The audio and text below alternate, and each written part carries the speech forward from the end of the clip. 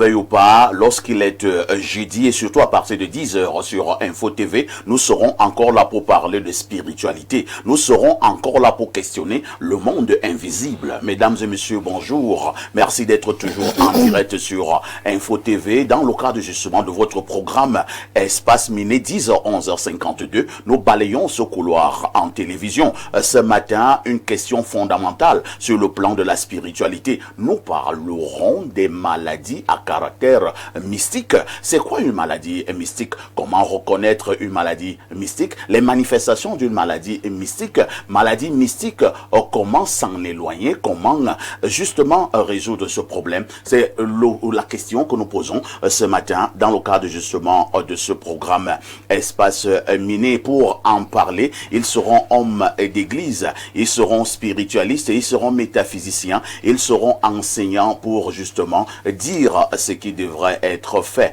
Parce que vous regardez Info TV, n'oubliez jamais que vous êtes des téléspectateurs privilégiés au canal 6, mais également au canal 508 sur Canal Plus International. Tout à l'heure, la quintessence de l'information parue en kiosque vous sera livrée. Tout à l'heure également, vous aurez droit à votre dénonciation. Merci d'être en direct sur cette chaîne de télévision, qu'on le veuille ou pas, qui monte et qui monte encore. Monseigneur est là, bonjour.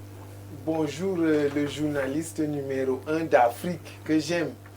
Donc, tout Epolo va vous saluer et plus de 4500 abonnés qui suivent Info TV maintenant lorsque je suis monté ici pour vous bénir.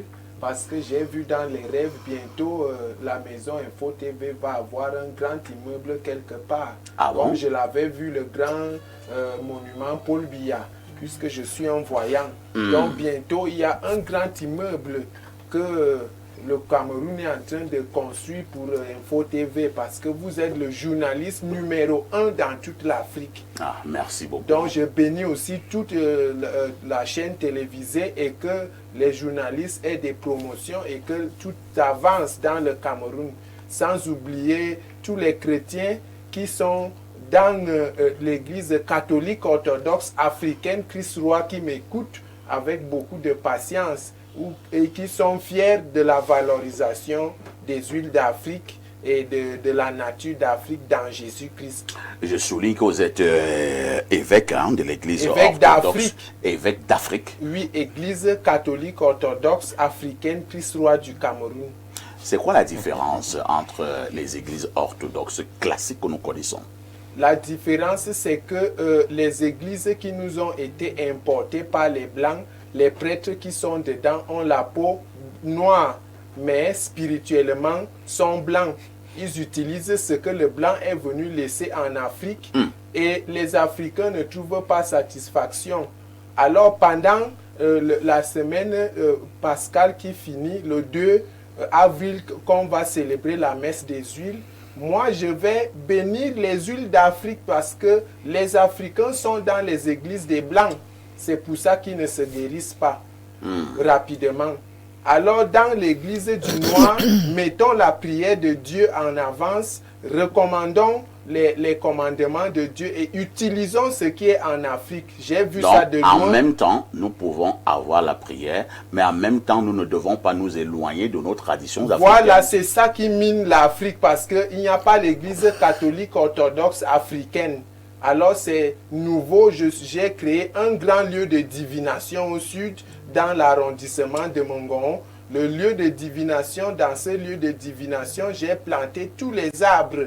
Et les chrétiens doivent dorénavant être satisfaits en usage des huiles d'Afrique, en usage des écorces d'Afrique et des remèdes d'Afrique dans la prière de Dieu. Cela signifie que si je suis victime, par exemple, du con, du famela, de l'ivou, de la caille, et que sais-je même encore, du mauvais œil, je peux me diriger vers vous? Voilà, vous allez vous soigner très facilement, puisque j'ai dit les premières églises qui sont importées, malgré que le pasteur a la peau noire, mais il applique ce que le blanc est venu laisser, et l'Afrique ne peut pas évoluer avec ça.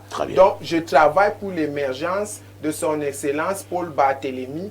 Barthélemy, qui est son nom de prêtre, s'il était dans l'église, il serait déjà cardinal aujourd'hui, puisque le Cameroun doit être spirituellement assis en utilisant dans la prière nos huiles, nos écorces. Et c'est là que les problèmes qui minent la magie noire vont être résolus, comme je résous les problèmes de la magie noire présentement. Je suis quitté de l'église catholique d'Antioche de Jérusalem pour commencer la création du lieu de divination qui signifie en latin Vatican, qui est basé à Ebolova. Merci, hein, Monseigneur Mermoz est là. Ça faisait longtemps, vous n'étiez plus venu nous dire bonjour à votre manière par ici. En face de vous, on accueille un autre homme d'église. Lui, c'est le révérend Paul Pandy. Bonjour. Bonjour, Perfecto. Bonjour à tous les copanélistes. Bonjour à tous les millions de téléspectateurs africains qui nous suivent sur la Papouasie-Nouvelle-Guinée. Je salue ma fille Viviane en passant et son mari Enoch Badjek. Donc je salue tous les grands qui ont la paix comme centre de fonctionnement de leur existence. Ils véhiculent la paix dans leur comportement, dans leur manière d'être. Donc je vais saluer les panafricanistes également parce que quand vous voyez un peu Monsieur Perfecto, le panafricanisme qu'on prône aujourd'hui a perdu certaines valeurs. Le panafricanisme, c'est pas comme les pères fondateurs, les Kwame Nkrumah et autres, les Sékou Touré ont voulu que ce soit. Parce que le panafricanisme, c'est un humanisme cru. Un humanisme où on dit la vérité sans porter des gants.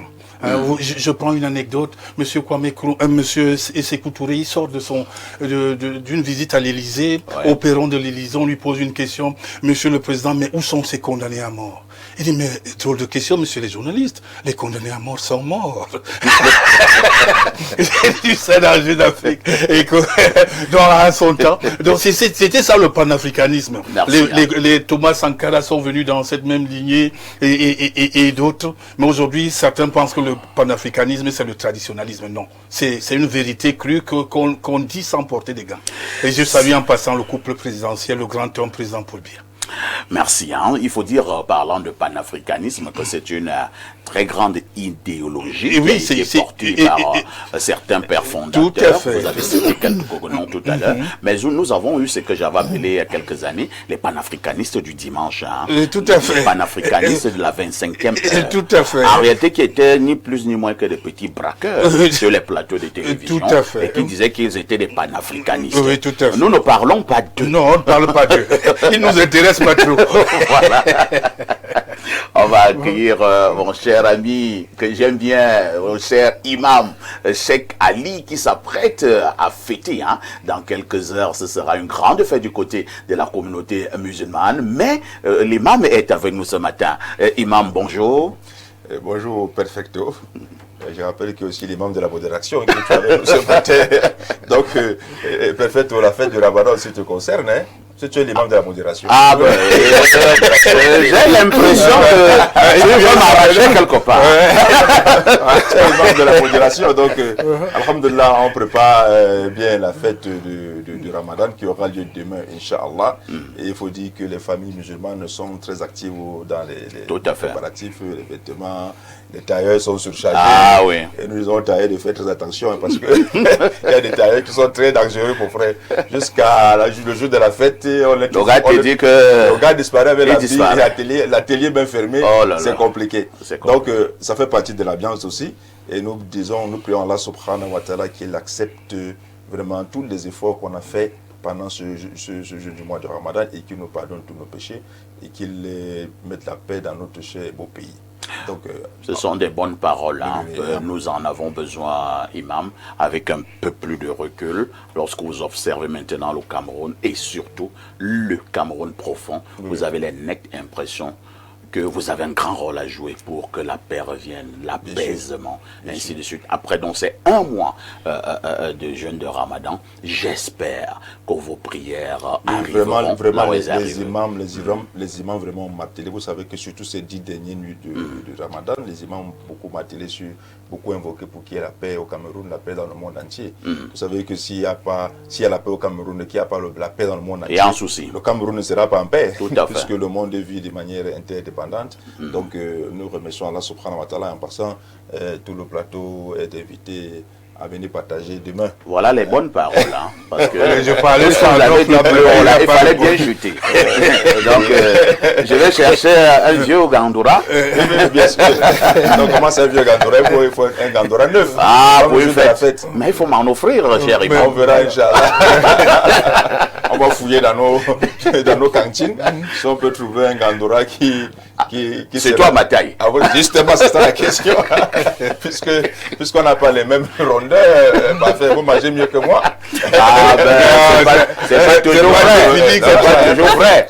Il y a des gens, même s'ils mangent un bœuf, ils ne vont jamais jeter un gramme. Mais oui, ils sont beaucoup comme ça. C'est vrai. Ils sont beaucoup comme ça. De toutes les façons, vous êtes attendus demain.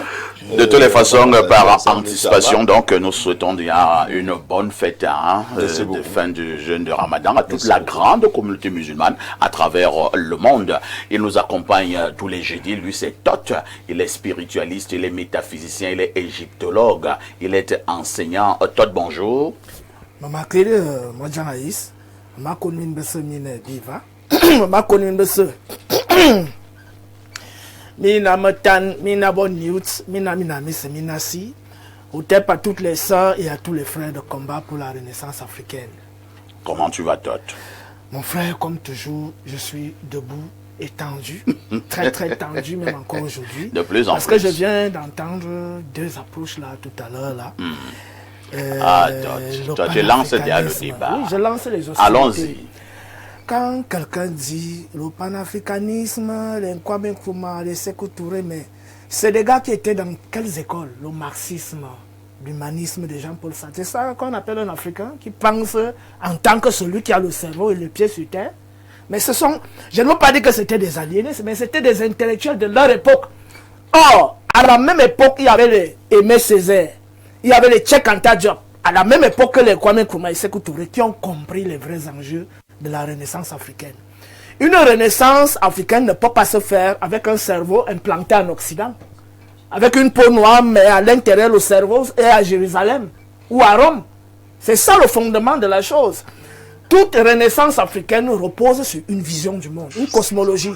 Et cette vision du monde repose sur l'histoire collective de ce peuple pendant des millénaires, repose sur les langues communes, la racine commune de toutes les langues négro-africaines, repose sur le système de valeurs, notamment les codes cardinaux de la Lamarck, les 42 lois de la Lamarck, l'ordre, l'équité, la vérité et l'harmonie, repose sur des rites funéraires, les rites de mariage, la dot, repose sur les rites de naissance, sur la question de sotériologie, la question du salut des âmes. Quand nous vivons, comment nous devons vivre et comment est-ce qu'on peut... J'ai un problème. Hein? Oui. J'ai un problème. Peut-être que vous êtes sur le droit chemin. Oui. Je n'en sais rien, mais je suis embrouillé par votre approche ce matin. Parce que si ce matin, vous voulez remettre en question l'idéologie fondamentaliste panafricaniste de Kwame Nkrumah et Sékou Touré, j'avoue que j'ai quand même un petit souci. Justement, ce sont des intellectuels autant que moi.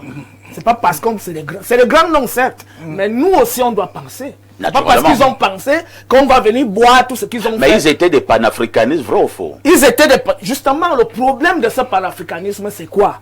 Le fondement de ce panafricanisme, c'était des sables mouvants.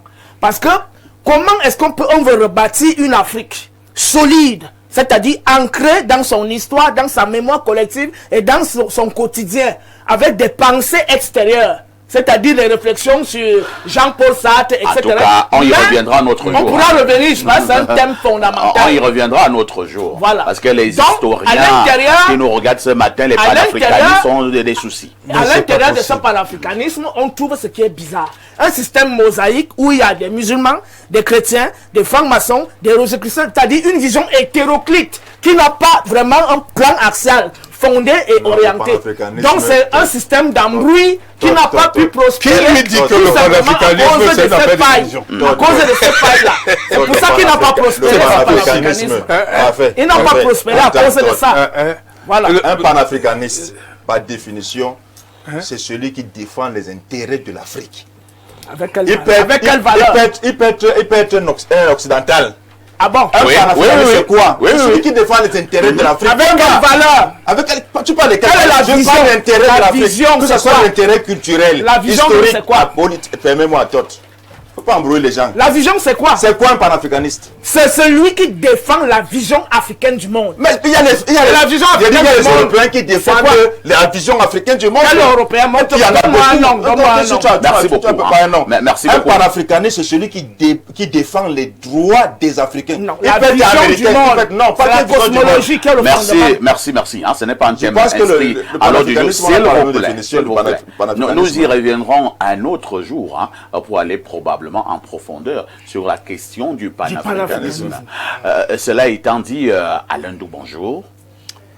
Bien le bonjour, parfait, c'est un plaisir d'être là, une nouvelle fois pour ce jeudi spiritualité. Je commence à écouter des envolées qui présagent déjà de ce à quoi l'émission va ressembler par la suite.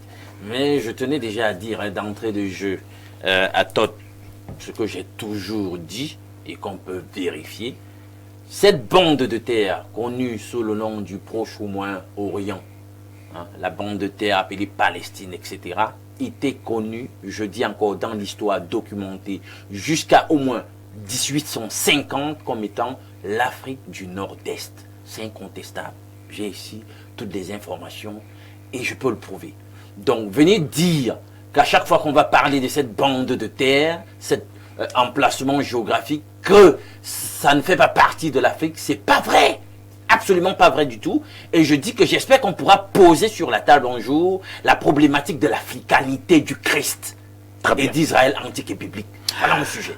10h, 11h59. Dites aux autres que ça se passe ici.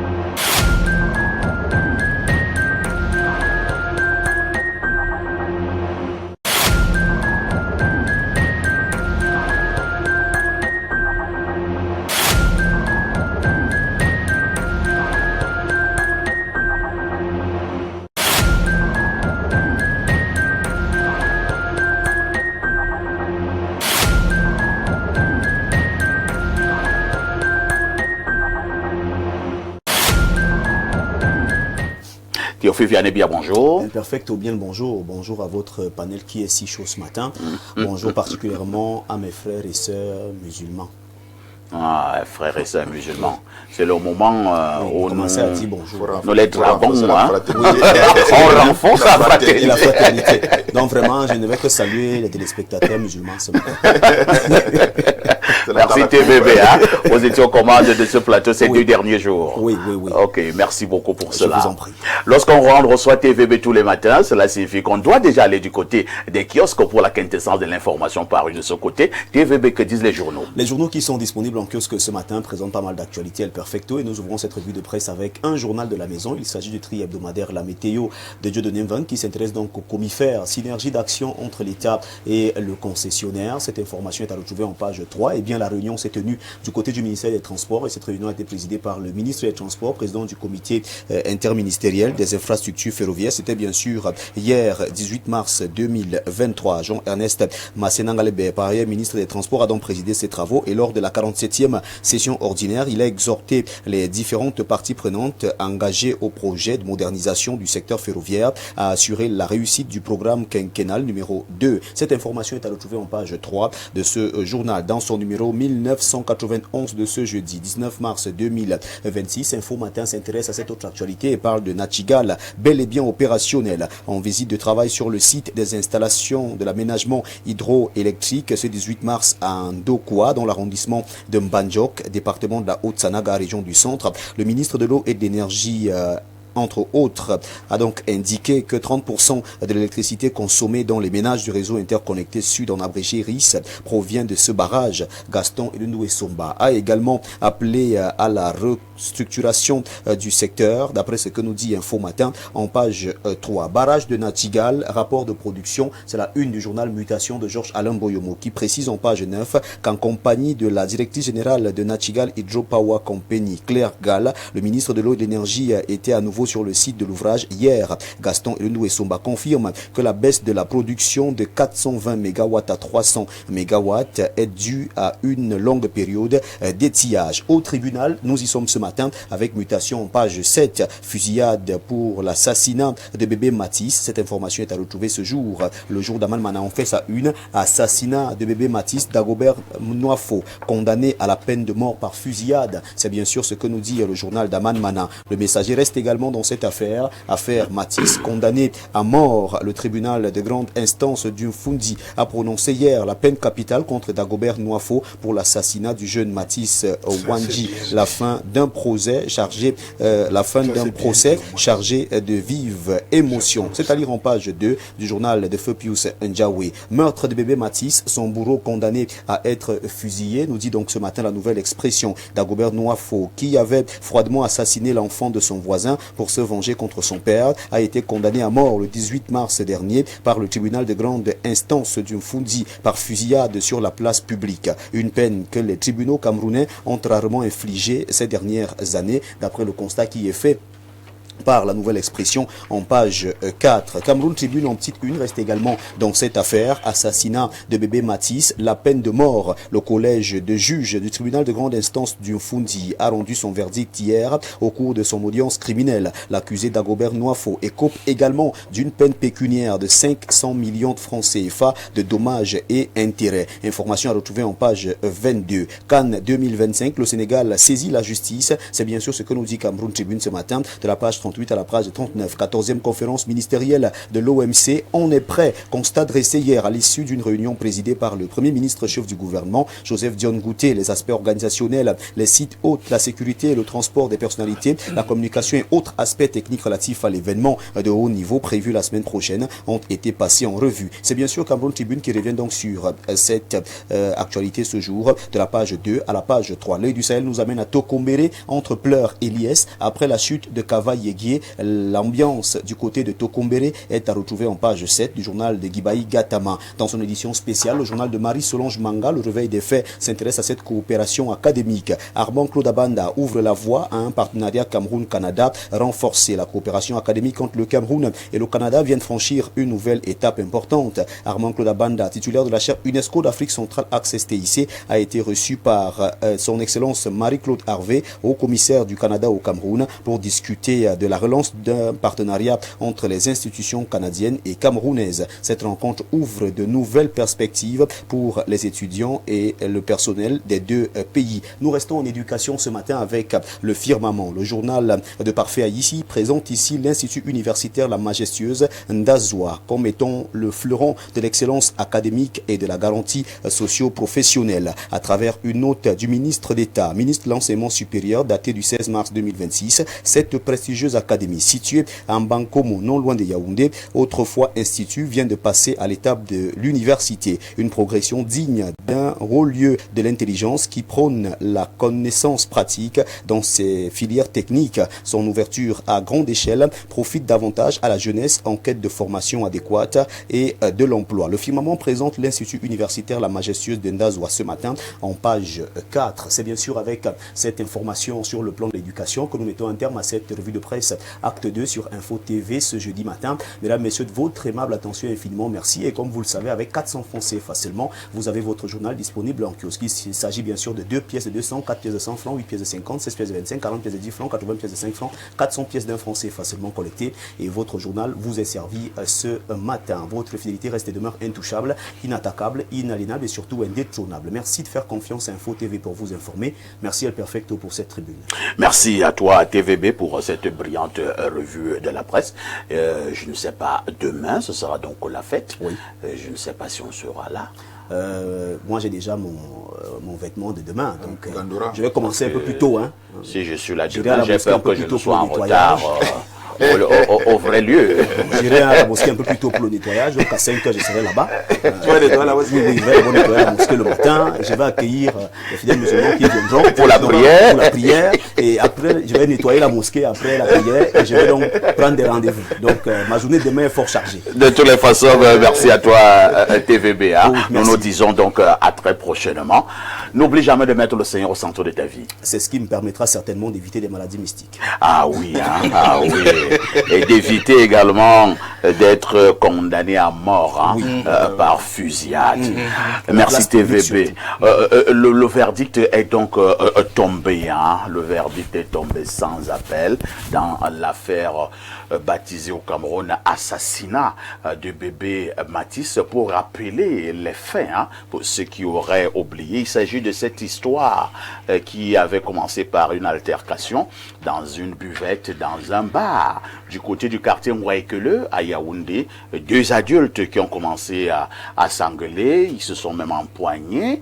Et un adulte, le voisin de l'autre, a estimé que c'était un peu compliqué pour lui au niveau des coups de poing.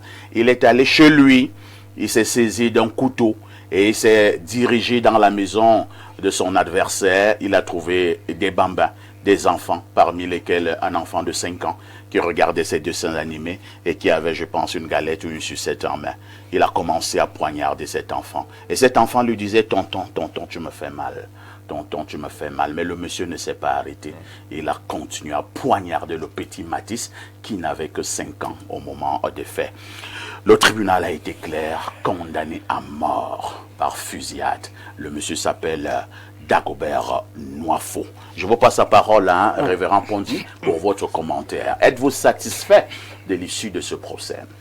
Merci, Monsieur Perfecto, de m'inviter toujours à cet espace débationnel, parce que vous êtes vous-même, je commence par vous, quelqu'un qui aime toujours la vérité. Bien qu'étant journaliste, vous avez toujours défendu la cause de la vérité. Et c'est pour ça que moi, je vous adoube. Merci. Oui, ça, il ne faut pas attendre que quelqu'un ne soit plus là pour dire du n'importe. Moi, je te dis ça de ton vivant. On se connaît depuis 2013, on a commencé ces débats. Vous le trouvez même en tant que consultant comme nous sur les plateaux, vous n'allez pas en croire. Parce qu'il sait développer, il sait articuler et il sait convaincre dans des thématiques que nous avons eu à traiter. J'étais souvent ému de l'écouter. Donc maintenant, quand on est dans un dossier comme celui-ci qui est criminel, et là j'interroge même sa jeune fille qui chante là. L'idole. Oui, l'idole. Cette fille, bon, j'ai mal pour elle parce que avoir un papa criminel, vous avez vu la chanson qu'elle avait d'abord chantée, la première chanson, elle disait les papas sont caca. Elle parlait de son père, elle parlait de son vécu, mais sans exprimer ça. Elle voit des hommes de Dieu de notre trempe sur la place publique. Elle ne vient pas vers nous pour nous dire je traîne un dossier aussi dangereux. Mon propre père est cacac. Oui, parce qu'il faut dire. Elle disait ça d'une manière masquée. Elle ne voulait jamais avouer. C'est sa trajectoire artistique que je pleure en ce moment parce qu'elle est brillante dans l'art et avoir un papa qui va être fusillé, sauf grâce présidentielle, et il n'en faut même pas. Parce qu'il faut des exemples comme ça.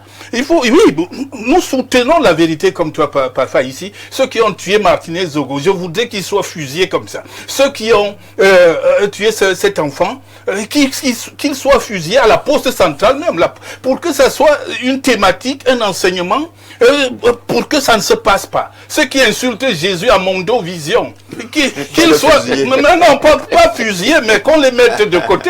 Parce que Jésus, c'est la raison du fonctionnement de ce monde. Jésus a demandé ça. Non, Jésus n'a pas demandé ça. Mais je dis que on ne peut pas blasphémer jusqu'à ce point. On ne peut pas s'amuser avec celui-là qui a donné le fonctionnement du monde. Si ce monde fonctionne aujourd'hui, parce que Jésus-Christ l'a fait. Merci. Hein? Merci, hein, révérend Pon.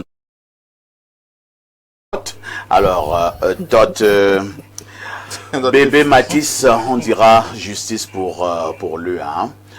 C'est vrai que j'ai lu hein, une publication de l'idole, la fille de Noifo, l'assassin, qui disait maintenant que le verdict a été rendu, que l'âme de bébé Matisse repose en paix.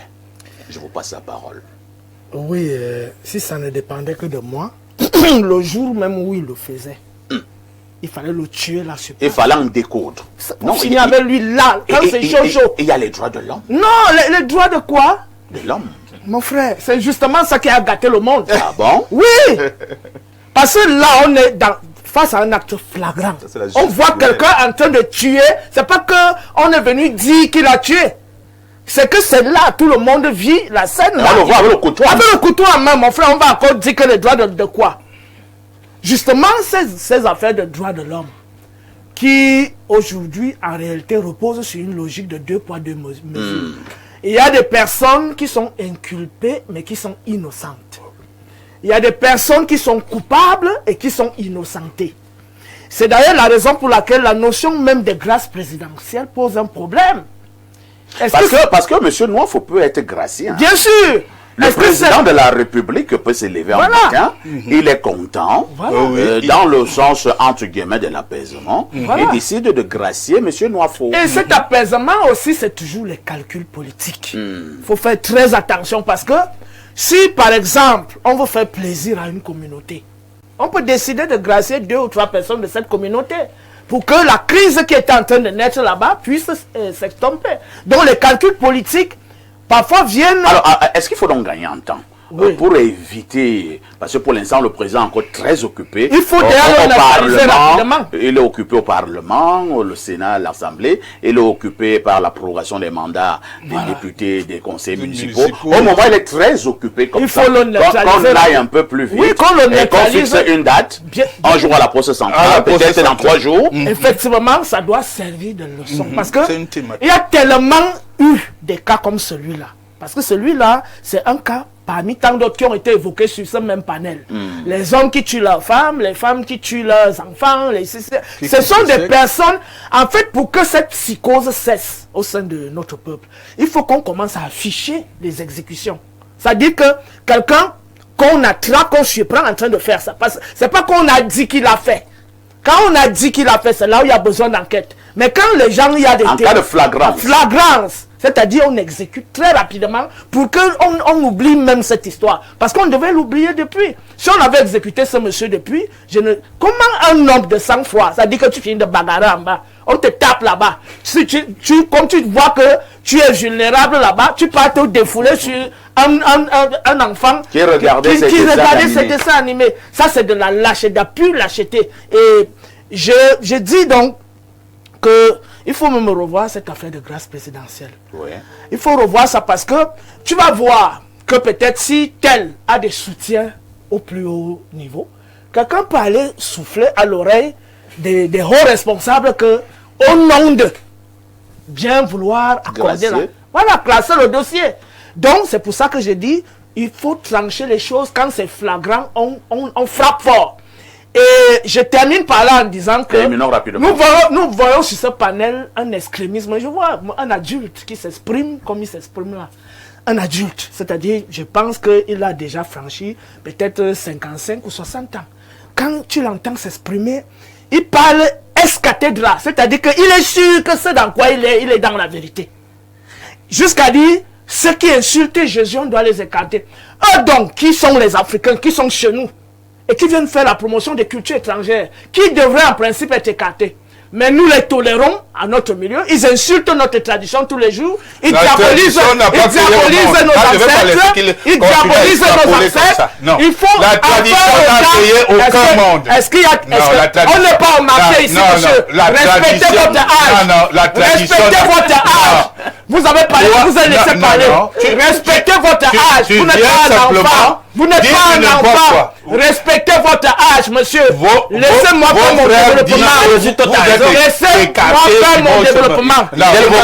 Laissez-moi faire mon développement. Laissez-moi faire mon développement. C'est pas vous. J'ai dit que monsieur, c'est pas respectez-vous, monsieur. C'est pas respectez-vous, monsieur. C'est mon temps de parole. S'il vous plaît, je vous laisse la parole. On va passer la parole. Vous ne pouvez pas passer le temps à diaboliser la culture africaine. Et nous, on ne doit pas diaboliser la tradition ne crée personne. Merci beaucoup. La tradition ne crée personne. Calmez-vous, chers amis. Monseigneur est là. Avez-vous l'impression que justice a été faite pour bébé Matisse? Je pense que dans la vie, il y a certaines choses qu'il faut résoudre quand il y a encore le temps de les résoudre. Et certaines choses ne nécessitent pas qu'on les résolve. Donc, comme ça a été pensé, je pense que dans cet endroit, les bons penseurs qui étaient devant ce problème ont diagnostiqué. Ils ont fait des diagnostics, ils ont pris des enquêtes par-ci, par-là, et ils ont trouvé de faire ce qu'ils ont fait. Et moi, je ne peux que dire que donner à César ce qui est à César et à Dieu ce qui est à Dieu. Puisqu'ils ont la décision qu'ils ont prise pour tuer ce monsieur. Je pense qu'ils n'ont pas été fous de prendre cette décision. Très bien. Imam, nous revenons à la loi de Talion, hein? Œil pour œil, dent pour dent. Parfait, c'est comme si vous êtes entré dans ma tête. Hein? Parce que j'allais parler justement de la loi de Talion, vie pour vie aussi. Ah oui. Vie pour vie, parce que dans le Coran, Allah dit vie pour vie. Et je pense que ce monsieur juste a respecté, appliqué un crime rituel. Ah bon? Ça, c'était un crime rituel. Comment ça? Ça n'a rien à voir avec les crimes passionnels et autres. C'était un crime rituel. Il a provoqué sa bagarre avec le père de l'enfant parce qu'il avait un objectif, c'était de sacrifier cet enfant. Et dans l'espoir d'être protégé par ses mentors. Mais vous savez, la justice divine, hein, je répète, ça c'est un crime rituel. C'est un crime rituel. Et beaucoup de gens font des crimes rituels, ils sont protégés. Ils sont protégés. Lui, il a pensé qu'il devait être protégé. Malheureusement, des crimes même prémédités. Je pense que, oui, quand on parle de crime rituel, c'est un crime qui est prémédité. Ça veut dire que le gars a provoqué la bagarre avec le père de l'enfant. Si on rentre dans le fond de l'affaire, il a provoqué sa bagarre avec l'intention. Sinon, quel est le rapport? C'est-à-dire, logiquement, quel est le rapport entre tu bagarres avec le père de l'enfant? Dans l'histoire de bière là-bas. Oui, tu viens tuer l'enfant à la maison. Quel est le rapport? C'est un crime que le gars a programmé. Et je dis que cela doit être appliqué. Vous savez, en islam, quand on dit le voleur et la voleuse coupent la main, certains pensent que c'est une loi qui est très dure. Non, ça vient mettre tout le monde au pas. Si on a comme ça 5 personnes qu'on va tuer en public, fusiller en public, je vous dis que toutes ces choses vont s'arrêter. Merci. Donc, Inch'Allah. Alain Douk, ce qui m'a le plus encore fait mal au moment des faits, c'est qu'on a eu une vidéo, hein. Oh, bébé Matisse. Alain Douk, bébé Matisse voulait devenir journaliste. Comment? Et on a vu lors de la dernière rentrée scolaire, il a fait un stand-up dans son établissement. Bébé Matisse connaissait déjà ce qu'on entendait par stand-up. Il est allé interviewer sa directrice à 5 ans. 5 ans. Il posait des questions à sa directrice et la directrice répondait. Et bébé Matisse se comportait comme un journaliste. Hein. Et à la fin de l'interview, il s'est mis debout. Il a conclu l'interview à 5 ans. Ça montre que c'était un génie. Une vocation volée, des rêves volés, une famille blessée, stigmatisée certainement à vie. Avant de donner mon commentaire sur le sujet parfait, permets-moi de le dire, sauf que je le dise. Allons-y. Vous savez, ce fondamentalisme, cet extrémisme qu'on retrouve dans les sectes, il faut les fustiger. Les sectes pseudo-chrétiennes, toutes les dénominations religieuses, même quand ils ont le label chrétien, je l'ai toujours dit, c'est des sectes pernicieuses. Je vais citer ici un grand prince de la franc-maçonnerie. Il s'appelle Yves Marsaudon. Il disait catholicisme, protestantisme, luthéranisme, presbytéranisme, ajoutez tous les ismes que vous pouvez, parfait, adventisme, pentecôtisme, jéhovaïsme, tous ces ismes sont des prénoms, des prête-noms pour un seul nom, maçonnerie. Ah bon? Je dis ça pour dire que dans le conflit qu'il y a eu tout à l'heure, je donne raison à Toth, c'est très extrême. Moi, je crois à un Christ qui est le Père de lumière, le Père de tout don excellent, celui qui a dit qu'il est doux et humble de cœur, celui qui a dit que là où il y a son esprit, il y a la liberté même de l'offenser. Je crois en Christ, moi, qui a dit quelque part dans le livre de Jude, au travers de l'histoire d'un certain Gédéon, que si Baal est Dieu, Baal doit être capable de se défendre par lui-même. Je n'ai pas besoin de défendre le Christ. Je n'ai pas besoin de demander qu'on tue des gens pour le défendre. s'il est effectivement Dieu, personne ne l'a dit. On va parler de c'est ce que vous dites. Vous avez dit non, ça ne prêtez pas. À moins que vous ne compreniez pas le français. À moins que vous ne prêtez pas les intentions de ma pensée. Si Christ est vraiment Dieu, et je pense qu'il est, il doit être capable de se défendre par lui-même. Puis dès que je dis ça, je reviens au sujet. Parfait, on ne doit pas s'arrêter au cas Nwafo. Parce que on a tué violemment ainsi le petit qui est parti, Matisse. Mais je dois vous dire que d'aucuns tuent plusieurs Matisse. Oui. Ah oui, c'est ça. Tuent plusieurs Matisse. Oui. Tuent plusieurs Perfecto. Même du vivant de Perfecto. Oui. Volent l'avenir des Camerounais. Ayons fusil de la même façon pour des délits de corruption. Pour les deniers qu'on vole. On te traite de la même façon, on te prend, on te met sur la place publique et on te fusille. On te prend, etc.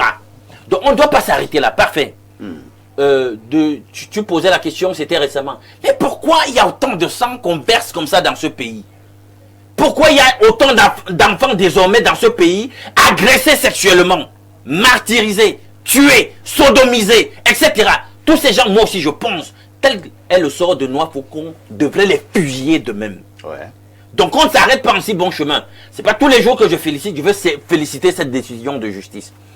Et tous les professionnels de la justice qui ont travaillé sur ce cas. Que la sentence en question soit appliquée, que ça soit l'exemple inaugural pour d'autres qui vont suivre bientôt, pour tous qui passent le temps à nous ensanglanter le pays. Lorsque ça va mal, nous disons que ça va mal. Lorsqu'à un moment donné, ceux qui exercent la justice au Cameroun travaillent mal, nous le disons habituellement sur ce plateau. Lorsqu'ils travaillent également bien, je ferai donc comme Alain Ndouk ce matin.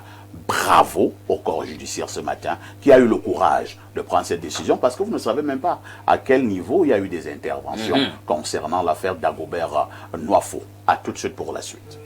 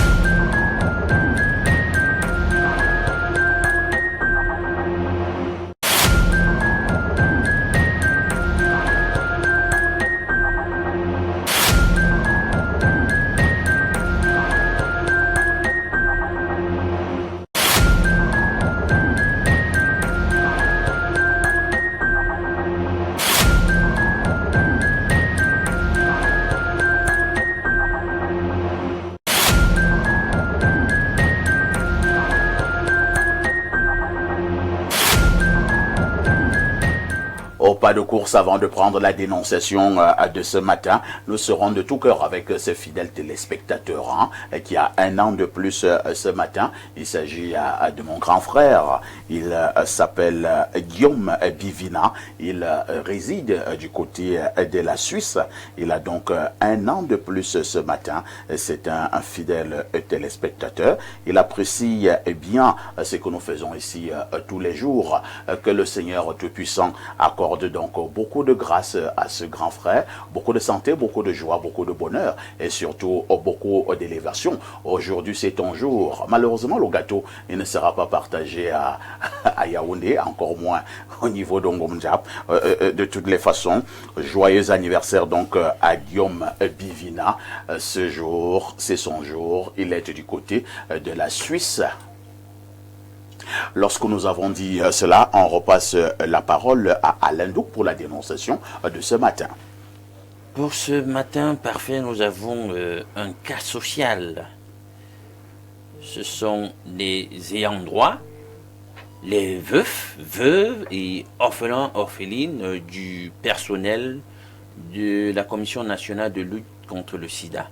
Et il faut dire qu'à ce sujet, ils ont même saisi le pape pour qu'il intercède auprès du président de la République pour le paiement des aérés de primes de leurs conjoints et parents qui ont servi pendant de longues années au niveau de ce comité national de lutte contre le sida. Ces aérés qui se chiffrent à 280 450 000 francs CFA sont déjà des informations que nous avons à disposition, disponibles dans les comptes donc, du Comité national de lutte contre le sida. Et nous avons information de même que le ministre des Finances a pris les diligences requises depuis 2017 pour que l'argent soit affecté au compte dans lequel il devait être affecté pour ces gens, pour ces ayants droit. Mais jusqu'ici, si donc le ministre des Finances a fait ce qu'il fait depuis 2017, comment on peut avoir des ayants droit qui attendent leur argent, dont je viens de vous donner le montant, et ne réussissent pas à avoir leur droit, leur dû? C'est ça. Alors, vous dites que ce sont les employés d'où? Ce sont les ayants droit. Donc, c'est orphelins, orphelines, oui. Veufs, veuves, des ex-employés de la Commission nationale de lutte contre le sida. Oui. Donc, il y a donc des droits qu'ils doivent percevoir. C'est à combien? 280 450 000 francs CFA. Et pourquoi ce n'est pas payé? C'est ce qu'on veut savoir et c'est ce qu'on dénonce. On dénonce ce matin. Comment est-ce que le ministre des Finances a déjà pris des diligences à son niveau pour que l'argent parvienne aux ayants droit?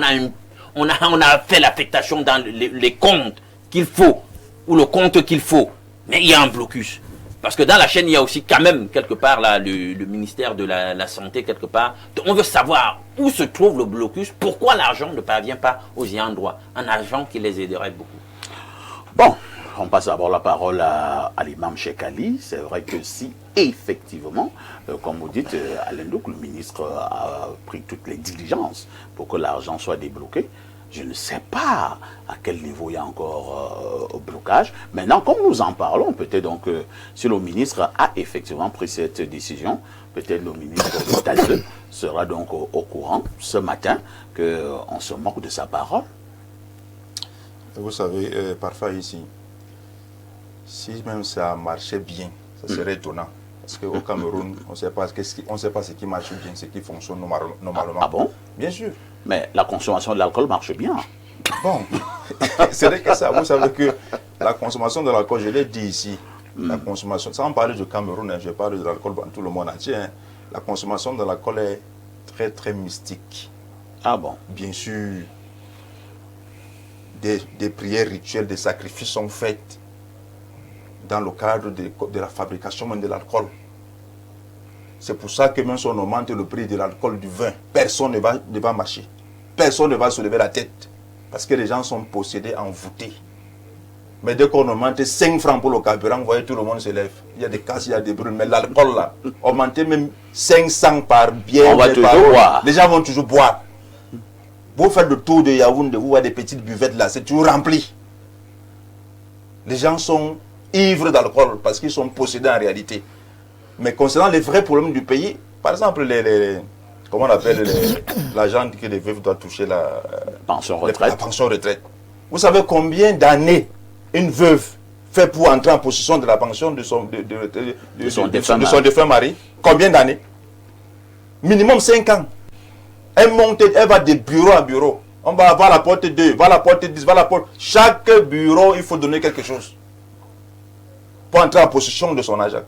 Alors, si le ministre des Finances donne un ordre et que l'argent est viré, pourquoi est-ce qu'il ne n'est pas défalqué? Ça veut dire que le ministre des Finances lui-même, il faut qu'il nous dise la vérité. Parce que c'est lui le patron. Il doit taper la main sur la table. L'argent doit être destiné à ceux des droits, ceux qui doivent recevoir leur argent. Rien ne fonctionne normalement. C'est-à-dire, si quelque chose fonctionne normalement dans ce pays, vous n'avez pas de l'alcool, ou bien des jeux de hasard. C'est étonnant, parce que les jeux de hasard aussi, les Camerounais sont ivres des jeux de hasard. Merci. Monseigneur Mermoz est là. Ce matin, nous parlons des ex-employés de la Commission nationale de lutte contre le sida. Nous avons également des cas ailleurs, où des gens ont exercé pendant des années, au moment d'avoir leur pension retraite, ou bien je ne sais pas quelle autre motivation. On commence à te demander de monter, de descendre, d'aller à gauche, d'aller à droite. On ne comprend pas. Est-ce que dans ce pays, nous ne voulons pas accepter que si quelqu'un mérite, qu'on le lui donne? Donc, vous savez ce qui tue les Camerounais? Il y a beaucoup de Camerounais. Son Excellence Paul Biya fait un travail très excellent. Mais il est entouré des ministres sanguinaires. Oh là là. Peut-être le mot est fort. Hein? Non, c'est pas fort. Excusez-moi, je suis un homme de Dieu. Permettez que je m'exprime. Pas qu'ils tuent. Je dis, ils n'ont pas l'amour du pays. Pourquoi vous n'acceptez pas ça? Ils n'ont pas l'amour du pays. Mieux comme ça. Certains n'ont pas l'amour du pays et d'autres ont l'amour du pays. Comment vous voyez, il y a certains ministères que tout est codifié et les Camerounais sont en train de souffrir, mais les gens chantent le nom de son Excellence Paul Biya tous les jours alors qu'il fait tout. S'il donne l'argent à un ministre ou bien des projets à un ministre, le ministère finit de mafier et tout ça, les gens sont en souffrance et quand tout ça va marcher mal, on accuse le président de la République. Donc je dis, le problème avec les Camerounais, c'est que beaucoup de Camerounais qui ont des gros bras n'ont pas l'amour du pays parce que beaucoup ont deux vies. Ils ont une vie ici, ils ont encore une autre vie là-bas. Imaginez, je sors au sud, le président du conseil régional, il n'est plus au pays. Le sud va mal dans les travaux qui doivent être faits et tout ça. Bon, il est en voyage, il va revenir. Non, il ne va pas revenir. Comment ça? Pourquoi on ne fonctionne plus au sud de ce qu'on doit faire? Est-ce qu'il a fui? Il a pris fuite. Comment ça? Il a pris fuite et le conseil régional du sud va mal. Donc, le président est en voyage, il va revenir. Il n'est pas en voyage, il a senti danger, il est en Inde, il faut qu'il revienne. Mais c'est un voyage. C'est pas un voyage, ça me fait mal. Parce que les activités culturelles, tous les projets qu'on doit faire dans notre culture au sud et tout ce qu'on a réussi à chasser le président du conseil régional du sud. Non, il a pris fuite parce qu'il a senti les décomptes que le nouveau est venu faire. Il a pris fuite. Et le gouverneur a même rédigé une lettre au ministre qui s'en occupe des communes. Alors vous voyez, pour constater sa fuite? Pour constater les dégâts matériels, financiers qui ont été faits, qui a faillite et qui a mal. Ça c'était l'ancien bureau. L'ancien bureau, je dis l'ancien bureau, je ne parle pas du nouveau. Vous ne parlez pas du nouveau. D'accord.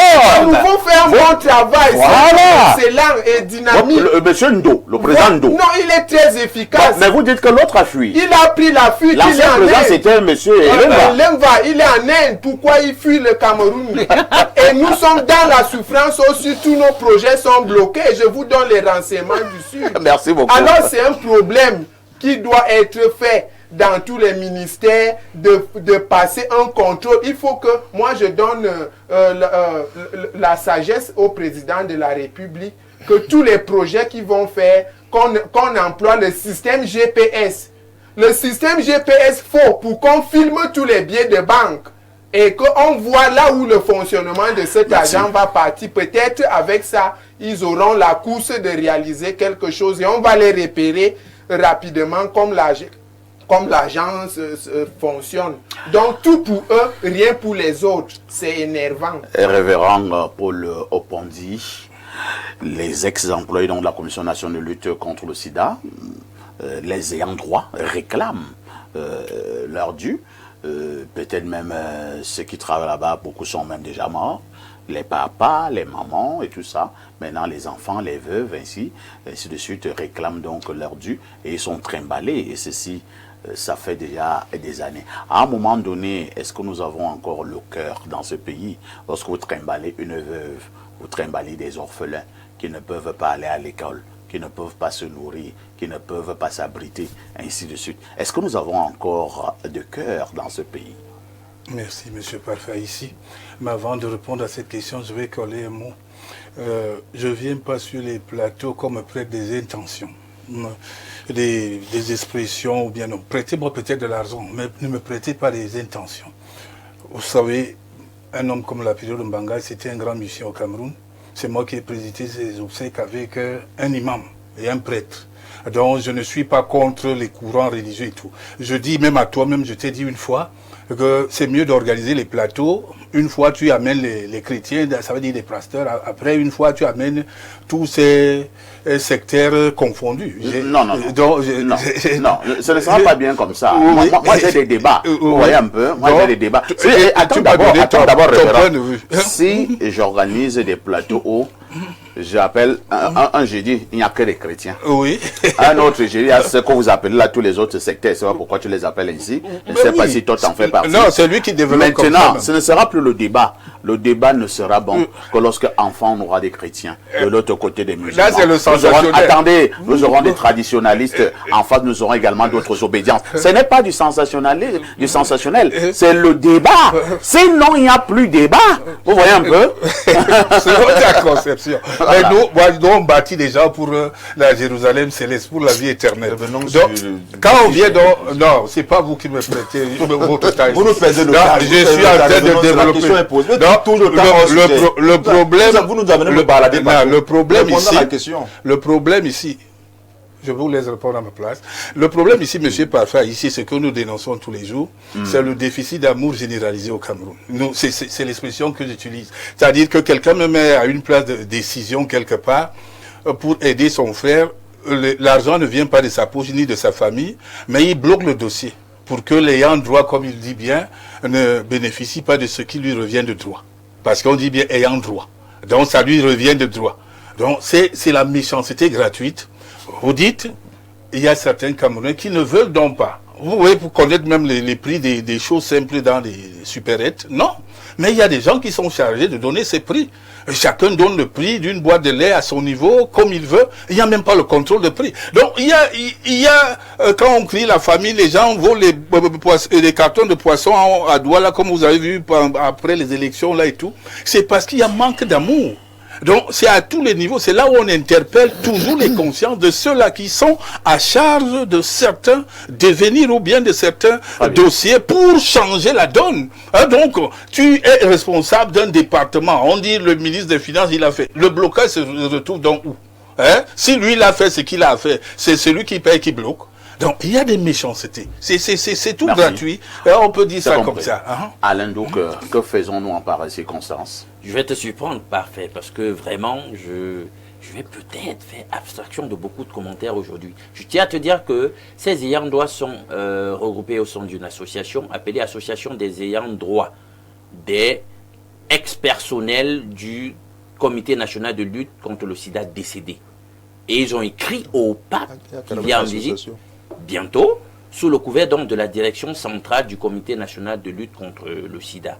Je vais te prendre un extrait de leur correspondance adressée donc au pape. Voilà, ils disent ici, c'est le 3e paragraphe, en notant que les fonds destinés à ces paiements sont disponibles dans les comptes du Comité national de lutte contre le sida et homologués par le ministre des Finances et le comptable agréé du projet du Comité national de lutte contre le sida, l'opinion craint que les 280 450 000 francs CFA affectés au paiement de ces aérés de primes ne soient affectés à d'autres postes de dépenses du ministère de la Santé publique ou tout simplement ne soient détournés. Voilà. Et il conclut en disant, en tant que fidèles chrétiens, nous croyons en votre mission spirituelle, en votre influence morale. Nous attendons depuis longtemps le paiement de ces aérés de primes légitimes dont les dossiers ont été audités par les plus hauts responsables du ministère de la Santé publique sur ordre du patron des lieux. Voilà. Donc, cette situation cause des difficultés à nos familles qui peuvent utiliser ces fonds pour l'achat des médicaments et l'entretien des plantations. J'en ai terminé. Cela signifie qu'au niveau du Cameroun, il n'y avait même plus possibilité. Le dernier recours, selon ces ayants droit, c'était d'aller du côté du pape. Toi, tu avais à parler, non? Non, non, pas. Mais tu n'es pas obligé toujours de parler. Toi, prends donc la parole.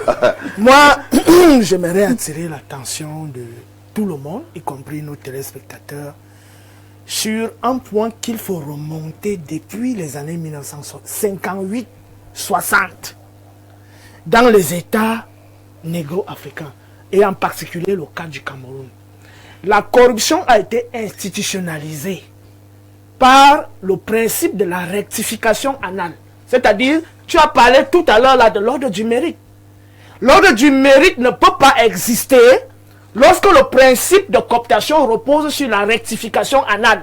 Peut-être vous avez des expressions trop fortes. Hein? Voilà. Nous sommes en télévision. C'est-à-dire que c'est ce que je dis. C'est-à-dire que pour que tu puisses accéder à certaines faveurs, il faut passer par le rituel. Du haut jusqu'au bas. Vous n'avez pas de preuves. Oui, supposons que je n'ai pas de preuves. Vous n'avez pas de preuves. Mais ceux qui savent, savent.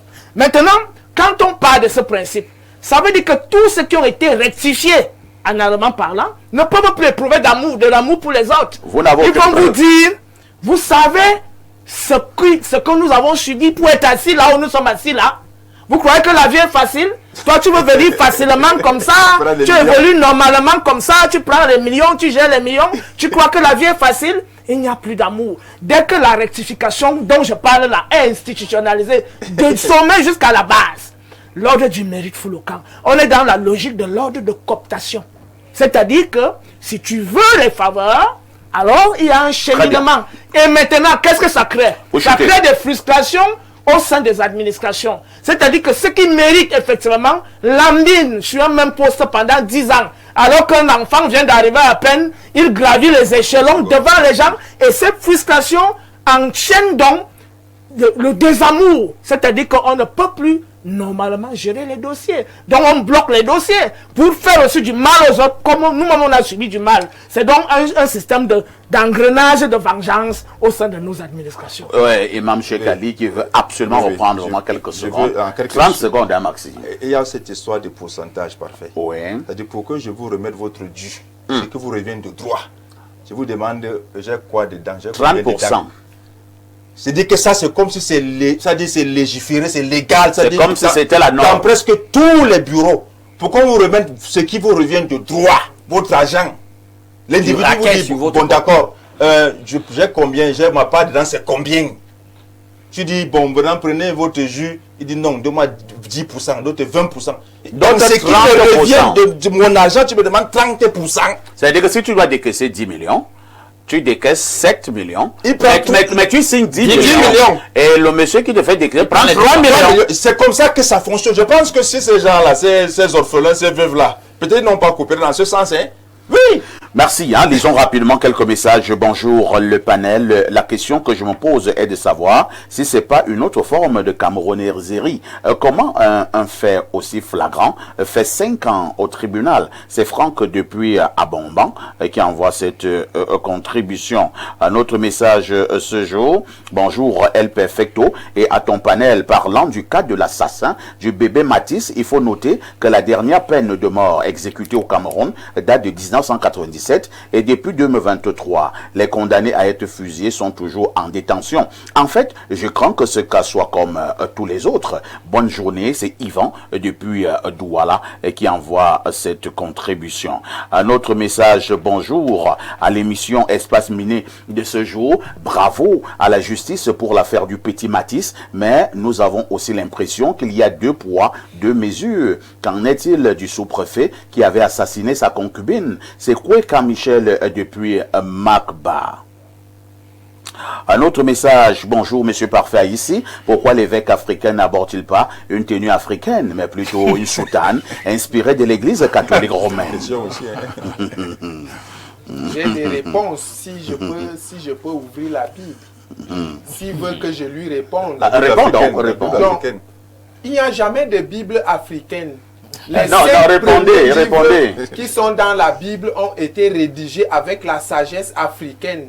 Et l'habillement de la soutane est biblique. Qu'ils partent lire le livre de Exode, chapitre 28, des versets 1 au verset 5. Ils lisent encore Exode, chapitre 29, dans les versets 6, parce que je ne vais pas beaucoup lire, dans des versets 6. Dans les versets 6, nous parle de la calotte de l'évêque et tu poseras le turban sur sa tête. Sur sa tête, tu mettras l'insigne de consécration sur le turban. Puis tu prendras l'huile d'onction. Donc, Dieu a donné des prescriptions. Dieu a donné des prescriptions aux gens qui choisissent son chemin de porter des soutanes, de porter Le turban n'a rien à voir avec cette espèce de kippa que tu as. Écoutez, j'ai choisi le chemin de Dieu. Il n'y a aucun... Même Pharaon portait les soutanes. Non, la Bible... Ceux qui se disent... Attends, tu as lu un verset biblique dans mon frère. Est-ce qu'il y a un problème? La Bible a la sagesse africaine. Les 5 Moïse est un Africain. Le turban alors, on parle du turban. Merci, hein, nous Moïse allons... est un Africain. C'est le Même problème. Pharaon portait des soutanes. Il portait les turbans. Donc, toute C'est pas vous qui le répondez. toute spiritualité doit porter des soutanes. Et je suis dans le catholicisme, j'applique ce que la Bible me demande. Bonjour Perfecto, bonjour Perfecto. Il s'agit de quel pays là? Le plus 974, c'est le Qatar. Bonjour Perfecto, j'espère qu'Espace Miné ne va pas se transformer un jour en espace de boxe. Justice pour bébé Matisse. La justice camerounaise a agi comme la justice de Dieu en prenant tout son temps. Un temps qui a sûrement torturé le bourreau de cet enfant du fond de sa cellule et lors des allers-retours au palais de justice, prison centrale. Une question pour l'imam. Quel est son sentiment après avoir vu la vidéo dans laquelle Madame la ministre fait un autre père chez le nouveau patron du Sénat? Ah, on fait la prière. La ministre Ketia Koutez a fait une prière biblique. Mais il lui veut que tu dises quoi? Je ne sais pas ce qu'il Madame Ketia a prié, elle a prié, où est le problème? Elle est chrétienne, donc... Pourquoi vous voulez toujours tirer sur Madame Ketia? Je la défends ce matin. Madame Ketia, vous êtes libre de prier quand vous voulez, où vous voulez. Un autre message ce jour. Bonjour, parfait. L'appellation exacte, c'est Comité national de lutte contre le sida et non commission. Vraiment, ce qui est important, c'est la dénonciation. Et d'ailleurs, ça a même été corrigé par la suite. Voilà. Un autre message ce jour. Bonjour à toi parfait et à tous les panélistes. Vraiment, j'apprécie les propos d'Alain lorsqu'il parle de fusiller également ceux qui détournent nos deniers publics, car il faut le dire, ces deniers sont encore plus criminels que l'assassin de bébé Matisse. C'est Albert depuis Djombe qui envoie cette contribution. Entre 10h et 11h52, vous avez rendez-vous avec la télévision.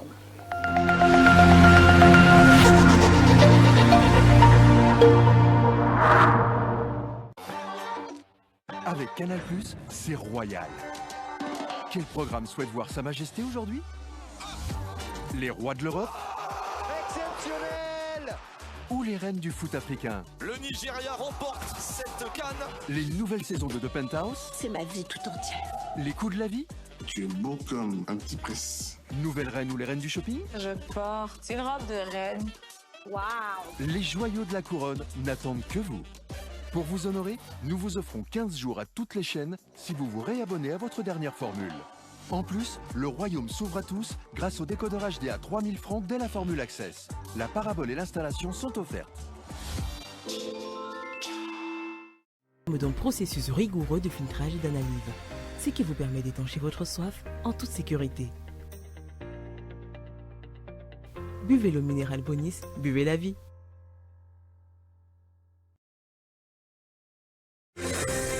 Depuis 15 ans, le Cameroun débat et construit sa marche vers l'émergence. Fierté nationale, le SEGO est le cadre privilégié de dialogue des administrations publiques avec la nation. Il réunit l'État, les entreprises privées, les territoires et les citoyens autour des grands enjeux du développement.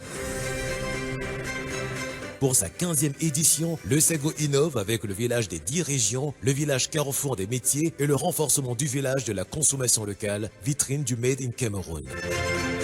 Une édition placée sous le thème « Partenariat État-secteur privé, levier d'un Cameroun émergent » du 6 au 13 juin 2026 à l'esplanade de l'hôtel de ville de Yaoundé. Pour plus d'informations, contactez le cabinet Mon Communicateur, mandataire du gouvernement au 620 0021 95. Salon de l'action gouvernementale, la vitrine du Cameroun.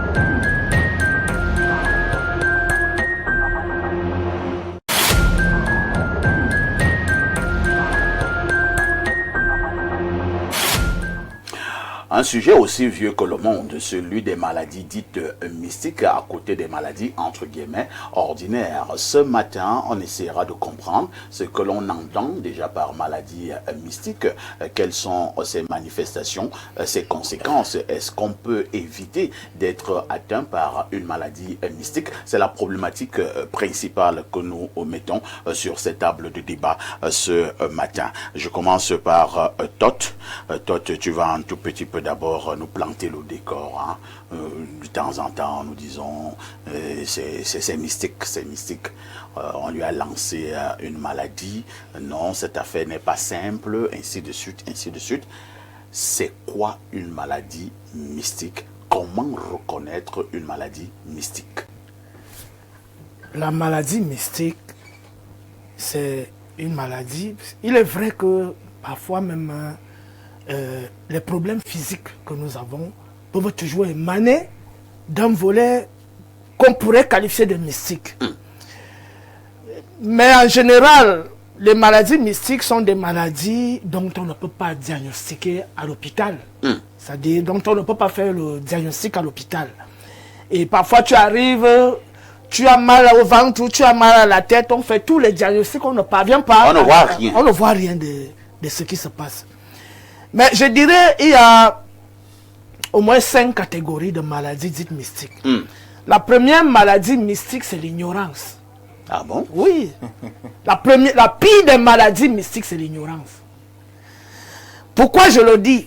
Parce que quand quelqu'un vit dans l'ignorance, tout ce qui se passe autour de lui repose sur sa sensibilité et non sur la nature des choses telles qu'elles sont en elles-mêmes. C'est-à-dire que le sens est d'aller vers les choses pour découvrir les choses telles qu'elles sont en elles-mêmes. La personne ne se préoccupe jamais de le faire. La personne fait des jugements sur la base exclusive de sa sensibilité. Alors cette personne est malade. La personne qui limite la vie à sa sensibilité et aux croyances est une personne malade. Le deuxième niveau de maladie, ce sont des maladies mentales, d'ordre psychologique, qui peuvent être dues aux blessures, aux séquelles, des frustrations, des traumatismes, parfois des crises qui peuvent être des crises de jalousie, toutes ces crises accumulées, y compris aussi des maladies telles que la schizophrénie, les maladies telles que les psychoses, les névroses, qui peuvent être dues à un ensemble de refoulements accumulés en soi, qui lorsque ça atteint un certain seuil, ça explose et ça nous porte donc vers des conduites démesurées. Là, on perd le total contrôle de soi-même, y compris la régulation sociale n'a plus de place. Voilà le volet psychologique des maladies. Le troisième niveau de maladies dites mystiques peuvent être des maladies générationnelles. C'est-à-dire que il peut arriver pour des gens qui sont dans des pratiques septiennes ou sataniques, que ce soit dans nos villages, que ce soit dans des cercles ésotériques, notamment franc-maçonnerie, Rose-Croix et autres, que le parent ou l'un des parents dans cette génération a eu à poser des crimes rituels qui ont donc des répercussions, parce que c'est une question qui suit la lignée, qui ont donc des répercussions sur les générations postérieures ou les générations futures. C'est-à-dire ton père avait commis, ou ton grand-père ou ton arrière-grand-père avait commis certains actes répréhensibles, et ça peut s'abattre sur toi. Bien évidemment. Donc il y a ce type de maladie d'ordre générationnel. Nous voyons des cas, par exemple, chez nous, les Betty, le Tchoro. C'est-à-dire que dans cette famille-là, les gens ne meurent que de suite des fusions de sang. C'est-à-dire, soit ils chutent du palmier, soit ils se noient dans le fleuve, soit de la circulation, soit avec la machette, soit... Donc le sang coule toujours. Donc, et il y a donc des rituels chez nous pour... je ne t'apprends rien, tu le sais déjà. Il y a par exemple des maladies générationnelles au niveau même de la procréation. On se rend compte que les filles dans cette famille ne parviennent pas à faire des enfants. Ou alors des hommes ont toujours des problèmes de faiblesse sexuelle. Voilà. Attends un peu. Beaucoup qui souffrent de problèmes d'érection, là, ça peut être des problèmes d'ordre génétique. Génétique. Oui. C'est ton grand-père avait commis de mauvais actes. Voilà, bien et ça a des répercussions sur ton pays. Effectivement. Pourquoi? Parce qu'il y a certains rituels que nos aïeux faisaient quand il fallait aller faire la guerre. Quand quelqu'un atteint, par exemple, 50, 55 ans, et qu'il avait déjà procréé, il peut donc aller faire un rituel. C'est-à-dire, les Bassa appellent ça le cône. Que même si on tire sur toi, la balle n'entre pas. Et donc, à un certain moment, tu sacrifies comment ça? Le Pays-Bas. Oui, c'est-à-dire que tu ne peux plus faire les enfants. Et donc, ces rites-là, quand le monsieur meurt, Jean ne vient pas faire le souli, c'est-à-dire réparer à travers un rituel spécifique pour que ça n'ait pas d'impact négatif sur les générations futures. Les jeunes garçons des générations futures peuvent avoir ce genre de problème. Donc il y a plusieurs cas comme ça qu'on rencontre dans des familles, mais qui trouvaient toujours des solutions sur le plan traditionnel. Le troisième cas de maladie mystique, ce sont des maladies qu'on peut lancer, c'est-à-dire que, et pour qu'on puisse te lancer une maladie, il faut que tu sois en situation d'infraction ou de vulnérabilité. Est-ce que cela est toujours vrai? Bien sûr. Par exemple, je te donne un exemple. Il a ajouté vulnérabilité pour corriger. Vulnérabilité et infraction. Par exemple, quelqu'un te demande, Aïs, vomi, l'amour, donne-moi un verre de vin. Et je ne donne pas. Sauf que le vin de palme ne regorge pas des rituels que Cheikh Ali dit. Mais les gens boivent le vin de palme dans les villages. Ça, c'est pour remettre aussi en question une partie de ce qu'il a dit. Tu dis, fiche-moi le camp, c'est moi qui... Rien que ça. Au lieu de lui dire, mon frère, je vais voir si le soir ou demain. Tu lui dis, fiche-moi le camp, c'est moi, je suis ton frère. Ton esclave. Je suis ton esclave, machin. Rien que la parole de colère que tu as exprimée là, ça crée une certaine vulnérabilité en toi. Et à partir de là, on peut t'attaquer. Donc, les sorciers attendent toujours à culpabiliser les gens pour pouvoir les atteindre. Il y a aussi les situations de vulnérabilité. Quand toi-même tu es en colère, quand tu es dans une extrême joie, quand tu es en état de besoin, on peut aussi t'atteindre par certaines maladies mystiques. Le 4e degré maintenant, ce sont des possessions des entités. Que ce soit pendant le sommeil, ou que ce soit lorsqu'on se retrouve dans certains milieux malsains, on peut être possédé par certaines entités, et à partir de ce moment, on commence à faire l'effet de la maladie. Donc il y a aussi les cas de possession. Voilà ce que je pouvais énumérer dans le temps. Merci, merci pour ce bon décor qui a été planté par Tot lorsque nous parlons de maladies mystiques ce matin. Monseigneur Mermoz est là, vous qui êtes ancré, bien qu'étant évêque dans la tradition africaine, comment reconnaître quelqu'un qui vient vous consulter et vous dit vraiment, je suis malade, je ne comprends pas, mon ventre ici, mon dos, ou la tête, ou les pieds, et ainsi de suite. Comment reconnaître que ici c'est un cas de maladie mystique ou alors c'est une simple maladie et que le monsieur peut s'orienter vers un centre hospitalier? Généralement, ce qui tue beaucoup des personnes qui souffrent, c'est d'abord eux-mêmes et peut-être leur grand-père, ce qu'ils ont fait. Parce que beaucoup de gens qui souffrent des maladies mystiques sont d'abord conscients de ce qui les arrive eux-mêmes. Ah bon? Il y a beaucoup de gens qui font des mauvaises alliances avec certaines divinités, au point où c'est l'alliance qu'il a fait avec sa propre divinité qui est en train de lui donner ce qu'il est en train de faire. Parce que moi j'ai eu le cas au sud, c'est que beaucoup de malades me fuient, ils préfèrent aller là où le pasteur dit au nom de Jésus, il n'y a rien, là où son démon n'est pas fracassé. Ils me fuient à cause de ça. J'ai déjà reçu certains malades, une dame est malade, elle a un génie à côté d'elle. Quand je veux ouvrir mon travail pour chasser ce qui la dérange, elle dit, moi je ne peux pas me libérer de mon génie. Elle a changé d'église, parce qu'il y avait la puissance de Dieu là. Donc il y a beaucoup de gens qui ont des alliances que je ne peux pas citer ici. Ça peut être avec les esprits de l'eau. Ça peut être avec les mauvais esprits de mort. Parce qu'il y a aussi les bons esprits de mort. Ça peut être... Donc il y a beaucoup d'alliances que les gens signent. Et maintenant quand il ne marche plus en fonction de ce que son génie lui dit, ça commence à papoter et le génie lui dit, si tu changes de chemin, tu vas mourir. La personne commence à faire des dépenses inutiles dans la famille. À chaque moment, il change de pasteur. À chaque moment, il change de maison de prière, alors que lui-même sait ce qu'il arrive. Il y a l'autre cas, c'est que on peut travailler sur toi, sur des mauvais hôtels.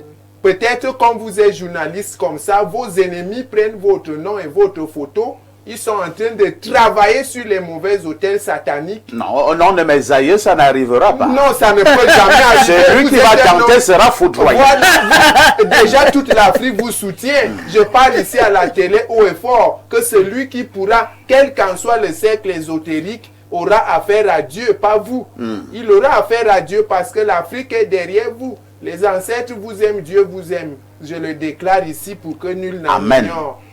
Donc, voilà encore l'autre maladie mystique. Un homme se lève, il prend votre nom, il prend votre photo, il passe sur l'autel de Satan. Pour aller sacrifier. Voilà, pour faire des mauvaises incantations. Vous avez l'impression de vous soigner et de faire la prière, rien ne marche. C'est toujours l'alliance. L'autre alliance, c'est qu'on peut vous faire des scarifications. Oui. On peut vous faire des scarifications et ça commence à vous suivre. Parce que certaines scarifications, tu es en train d'entrer dans une alliance que toi-même, de signer un pacte que tu ne sais pas. L'autre alliance, c'est les alliances de la bête. Lorsque tu parviens quelque part, on égorge un mouton peut-être sur la tombe ou bien dans la rivière à des heures que je ne peux pas dire, 3 heures. On te fait les rituels la nuit, on égorge le mouton sur la tombe. Les générations qui viennent dans cette famille vont mourir tôt. Parce que certaines familles, il y a des morts précoces. C'est à cause du mouton qu'on est venu couper sur la tombe. Parce qu'il y a beaucoup de problèmes dans plusieurs contextes qui sont en train de miner les hommes. Eux-mêmes ne sont pas. Je vais vous poser une autre préoccupation. Restons au niveau des maladies mystiques. Alors, vous êtes... Parce que toi, tu as dit tout à l'heure... vous pouvez être atteint si vous êtes fragile, il a dit quelque chose de vulnérable. Si vous êtes vulnérable ou coupable. Oui. D'accord. Maintenant, je prends le cas d'un monsieur qui lui mène une bonne vie. Il n'est peut-être pas sain, mais il ne s'attaque pas aux gens, il ne vole pas, et ainsi de suite. Il est un Camerounais, enfin, un être humain normal. Il fait normalement ses prières le matin, il fait son signe de croix. Est-ce que celui-là peut également être atteint par une maladie mystique? Donc, comme je le dis tantôt, comment l'homme reconnaît la maladie mystique? Tu as déjà prié fatigué, tu ne guéris pas. Tu t'es déjà soigné fatigué, tu ne guéris pas.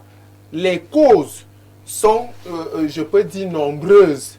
Alors, quand tu constates que tu as essayé de changer dans toi-même, il faut d'abord chercher les causes parce que beaucoup cherchent seulement la solution à leurs problèmes. Ils ne regardent pas d'abord les causes. Il y a beaucoup de femmes qui cherchent les enfants.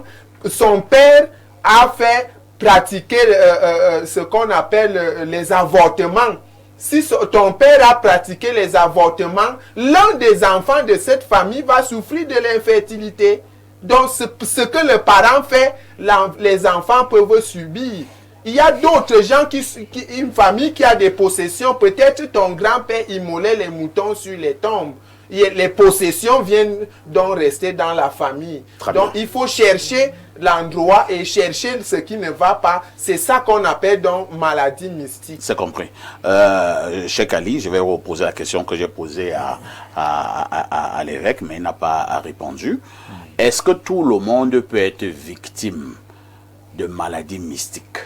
Ou alors, il y a une catégorie d'individus qui ne seront jamais, qui ne sera jamais atteinte, cette catégorie-là, de maladies mystiques? Tout le monde peut être victime. Tout le monde. Que tu sois croyant, incroyant, musulman, chrétien. Même les grands initiés? Tout le monde, bien sûr. Tout le monde peut être victime. Donc, on peut te foudroyer? Bien sûr, tout le monde peut être victime. On prend des précautions. On met des causes. Mais c'est Dieu qui met les effets dans les causes. Et tout ce qui peut arriver à un être humain est considéré soit comme un châtiment de Dieu, soit comme une épreuve. Moi, si je suis atteint d'une maladie mystique, moi, je considère ça comme une épreuve. Tout simplement. Et j'ai mon remède. Mon remède, c'est quoi? C'est le Coran. Je lis les versets coraniques. Je lis les invocations qui sont liées à la délivrance. Et il y a aussi même des écorces, il y a des produits naturels, tels que le kistoline, le cossus d'Inde, tels que le habatou sauda, tels que l'huile d'olive, tels que les feuilles de cidre. Donc il y a des produits naturels, des écorces même, qui peuvent aider à traiter les maladies mystiques. Sauf que beaucoup de charlatans, qui sont des naturels aussi, qui sont des naturopathes, pardon, mélange tout. Ce qui fait que quand on voit un naturopathe, le gars est charlatan, en même temps il est dans sa mystique, dans sa sorcellerie. Il est pasteur. Bon, quelle que soit son identité, Donc, mais ce que j'aimerais dire parfois ici, c'est que il ne faut pas qu'on pense que toute maladie est mystique. Parce qu'il y a des maladies physiques naturelles qui ont des symptômes des maladies mystiques. Ça veut dire quoi? Ça veut dire quoi? Quelqu'un peut avoir un palud cérébral. Quand quelqu'un a un palud cérébral, qu'est-ce qu'il fait? Il fait comme un fou. Oui, il délire, il raconte n'importe quoi. Et toi, tu vas venir, tu vas dire non, c'est sûr que c'est un démon. Alors que c'est le palud qui est monté seulement au niveau de la tête. C'est pour ça que moi particulièrement, quand des gens viennent vers moi avec des problèmes de santé, je demande est-ce que tu es allé devant l'hôpital? Est-ce que tu es allé à l'hôpital? Il y a même des gens qui sont bloqués psychologiquement, ils voient la sorcellerie partout. Parfait. Il y a des gens, lorsqu'ils voient un cafard passer, il a vu le diable. Ils voient une souris passer, il a vu le diable. Ils voient des souris, des fourmis. Des fourmis qui passent à côté de sa maison, il a vu le diable. C'est-à-dire, lui, il voit le mystique, sorcellerie partout. Donc, moi, je fais quoi? Je fais d'abord un traitement qui est psychologique. D'abord. Ensuite, je te demande, est-ce que tu es allé à l'hôpital ou bien est-ce que tu as amené l'enfant à l'hôpital? Parce qu'il y a des maladies, comme je dis, qui sont physiques, mais qui ont des symptômes du mystique. L'enfant peut avoir une douleur, quelque part, on dit que non, c'est sûr que c'est... Alors maintenant, lorsque l'hôpital n'a vraiment pas pu trouver la solution, ou vu la maladie, parce qu'effectivement, quand la maladie est mystique, aucun appareil ne peut détecter. Aucun microscope. Aucun appareil. Aucun ne peut détecter cela. Et souvent, la maladie mystique, il y a quand vous êtes possédé par un esprit démoniaque qu'on appelle les djinns, et vous donne des symptômes des maladies physiques.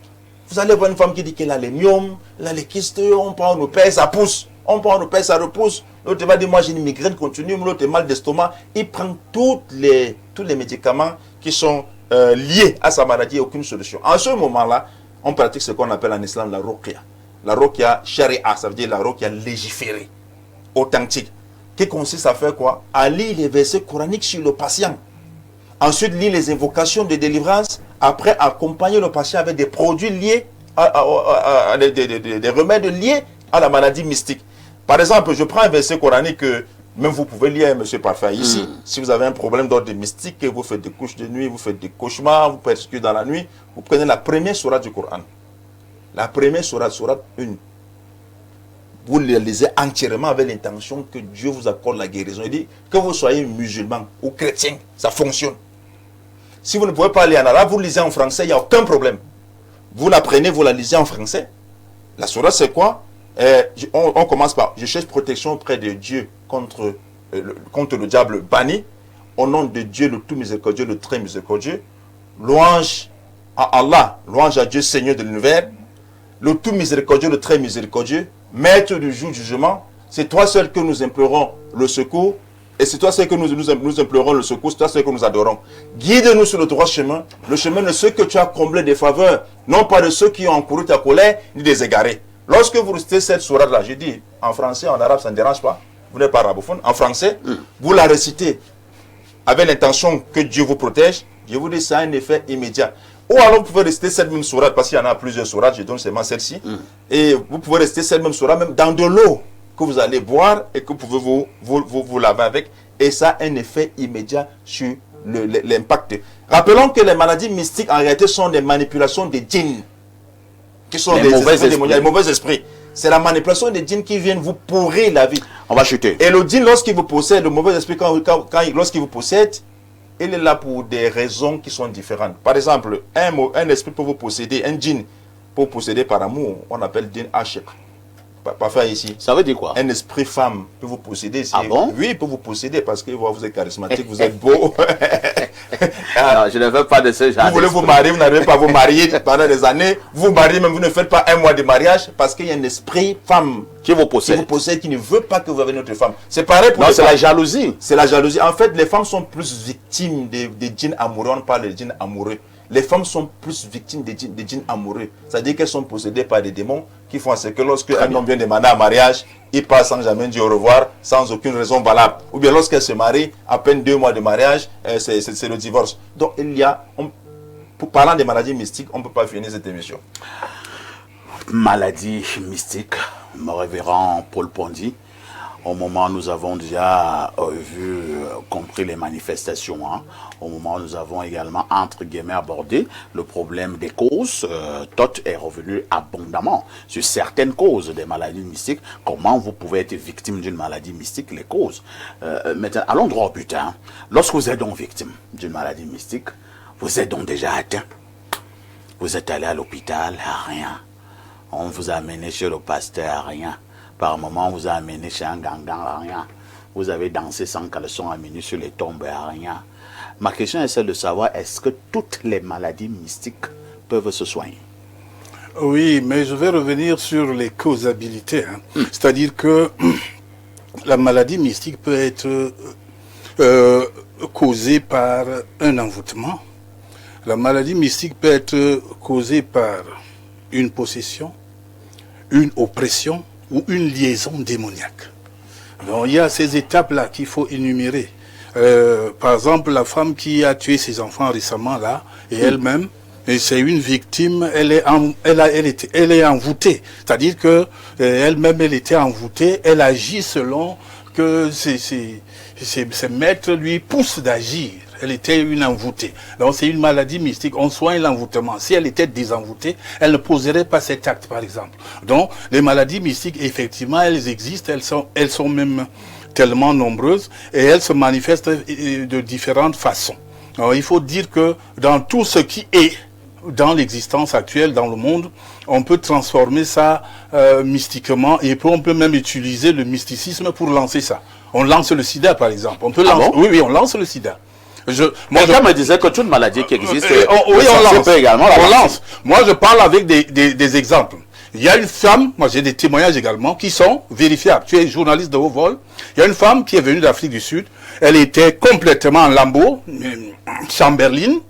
On l'a amenée vers moi, à la Cité Verte. J'étais à la Cité Verte à l'époque. J'ai commencé à prier pour elle. Elle était folle, elle n'avait plus de cheveux sur la tête, elle a obligatoire. Je t'emmène dans sa famille et te donne le témoignage. C'est-à-dire que j'ai prié pour cette femme pendant 3 mois, le sida a disparu. La jeune femme, le sida a disparu, les cheveux ont recommencé à pousser, elle est là, mais elle était venue étant folle complètement. Donc, on lance les maladies et après, donc, sa guérison constatée, avec vérification clinique, elle a organisé une grande fête où elle me donnait tout en deux. C'est-à-dire que sa famille réunie, sa maman et tous ses frères, quand on posait 2 jus, un jus chez les autres pasteurs, les invités, on posait 2 devant moi. Ça, moi, je vis des faits. Donc, Dieu guérit les maladies mystiques. Mais on lance également les maladies mystiques. Elle s'appelle Chamberlain, elle habite à Obili Chapelle. Donc, nous parlons avec expertise, nous parlons avec force et détermination. Toute maladie n'est pas mystique, ça c'est vrai, mais la plupart des maladies qui n'ont pas connu de guérison après avoir suivi un traitement d'un médecin, il faut chercher à comprendre ce qui est derrière. C'est un envoûtement. Il y a par exemple, vous voyez, comme il disait là maintenant, vous voyez quelqu'un qui vient vous présenter une femme de nuit. Quelqu'un qui vient vous présenter un homme de nuit, c'est lui qui est votre mari. Et il a des rapports avec vous. Vous êtes malade. C'est une maladie mystique. Elle doit se soigner. Il faut prendre ça très au sérieux parce que on est en train d'écourter votre longévité, votre vie sur Terre. Et quand vous pratiquez de telles choses, est-ce que ça peut se guérir? Ça peut se guérir. Ça peut se guérir quand on est vrai, quand on se détermine à suivre Christ. Parce que la vraie guérison ne se trouve qu'en Jésus-Christ dans ces pratiques-là. Toutes les autres guérisons, je vais prendre un exemple biblique. On est allé avec un cas devant Jésus. On ne l'a pas trouvé, mais on a trouvé ses disciples. Ses disciples étaient donc peut-être nouveaux dans l'apprentissage. Et c'était un lunatique. Il a même battu les disciples de Jésus. Jésus était à la montagne pour prendre les recommandations par rapport à sa mission avec Jean et Pierre. Quand il vient, il les trouve. Mais vous n'avez pas pu débarrasser cet homme possédé. Le type était possédé d'un esprit lunatique. Il dit, ce genre d'esprit ne part que par le jeûne et la prière. Donc il y a des applicabilités, des applications, une manière de fonctionner qu'il faut instaurer pour chasser le démon, désenvoûter quelqu'un. Bref, c'est toute l'école. C'est une science divine qu'il faut maîtriser et qu'il faut prendre au sérieux. Donc c'est pas l'amusement. Les maladies mystiques existent, mais on peut les détruire, on peut les chasser, on peut se passer de ça. Et il y a également, il a abordé un volet très important. Il a dit, est-ce qu'on peut lancer ça à tout le monde? Oui, on peut lancer à tout le monde, mais à des différentes façons. C'est-à-dire que tout le monde ne peut pas être victime de la même façon. C'est-à-dire que quand vous êtes prêt c'est-à-dire vous prenez des précautions, comme il a si bien dit, ça ne va pas vous atteindre comme ça atteint avec la même intensité. Avec la même intensité. Ça veut dire que vous sauriez que vous êtes attaqué, vous allez vite faire ce qu'il y a lieu de faire, vous débarrasser de l'imposture qui vient vous nuire. C'est un peu comme ça. Alain donc, comment se débarrasser des maladies d'ordre mystique? Bien, je vais d'abord commencer par revenir un tout petit peu. Bien de choses ont déjà été dites. Quand on parle de maladies mystiques ici, je pense que le terme qui nous retient, le vocable, c'est mystique. Mystique qui vient du latin mysticus, qui lui-même est un emprunt au grec, mystikos, pour parler de ce qui est caché. Donc, dès qu'on parle de maladie mystique, on voit déjà une maladie aux origines occultées, cachées. On n'arrive pas à discerner. C'est-à-dire que quand on va aller dans les analyses médicales, on ne trouve rien fondamentalement, mais vous souffrez. Une pathologie est là, elle se manifeste, mais on ne réussit pas à déceler quelle en est la causalité. Donc là, dans ce cas, on commence déjà donc à envisager une maladie mystique. Maintenant, les maladies en elles-mêmes, on a des maladies d'ordre naturel, comme on dit, biologique, biotique, physiologique, génétique, avec leurs manifestations somatiques. Parce que si vous avez un dérèglement d'ordre hormonal, on va le ressentir. S'il y a un problème d'ordre génétique, on va de même le ressentir. Ça peut donc être au niveau psychique, ça peut être au niveau physiologique, ça peut être physique, etc. Mais toujours est-il qu'on a des manifestations. Là maintenant, c'est intéressant. Pourquoi? Parce que dès qu'on parle de maladie mystique, l'ingénierie occulte, parce que c'est le mysticisme, donc quand on parle déjà de mystique, il faut aller voir donc la science occulte, la sorcellerie, le mysticisme. Le truc, et vous l'avez dit, c'est que toutes les maladies somatiques qu'on connaît, dans leur manifestation ou leur causalité, je ne sais pas moi, hormonale, génétique, etc., on peut reproduire la même maladie, mais avec une causalité occulte. Et ça, vous l'avez dit. Or, tout se joue donc au niveau des fréquences. Parfait. Parce qu'au niveau déjà même des simples maladies somatiques, je tiens à vous dire que tous les éléments là, c'est-à-dire ce qu'on appelle agents pathogènes dans les terminologies de la biologie, existent déjà d'abord en nous. Vous faites la maladie quand en réalité on a atteint un seuil où la fréquence de l'agent pathogène devient supérieure en réalité à votre propre fréquence, à votre propre vibration. Vous manifestez donc l'effet pathogénique de la présence de cet agent en vous. Donc, de façon fondamentale, tant que vous êtes sur une fréquence, en réalité, qui est à chaque fois supérieure aux fréquences des agents pathogènes, il est difficile que vous soyez malade. Prenez donc le principe, vous savez, notamment à Cuba, les gens ont poussé très loin la recherche à ce sujet. Et ils ont même développé une ingénierie qui, jusqu'à aujourd'hui, n'arrive pas à prospérer. Notamment une médecine alternative où on peut soigner les gens au travers des vibrations. En utilisant le principe de la résonance. C'est-à-dire que pour une maladie dont on connaît, un agent pathogène dont on connaît la résonance, la fréquence, on peut lui appliquer une contre-fréquence pour détruire la pathologie. Ça, vous comprenez pourquoi ça n'a jamais prospéré? Tout simplement parce que il y a une industrie là que j'appelle le cartel pharmaceutique qui ne veut pas que cette forme de médecine prospère parce que ça va leur faire perdre du profit et elle est simpliste, accessible à tout le monde. Si elle est démocratisée, c'est un danger pour les milliards de dollars que ces gens se font.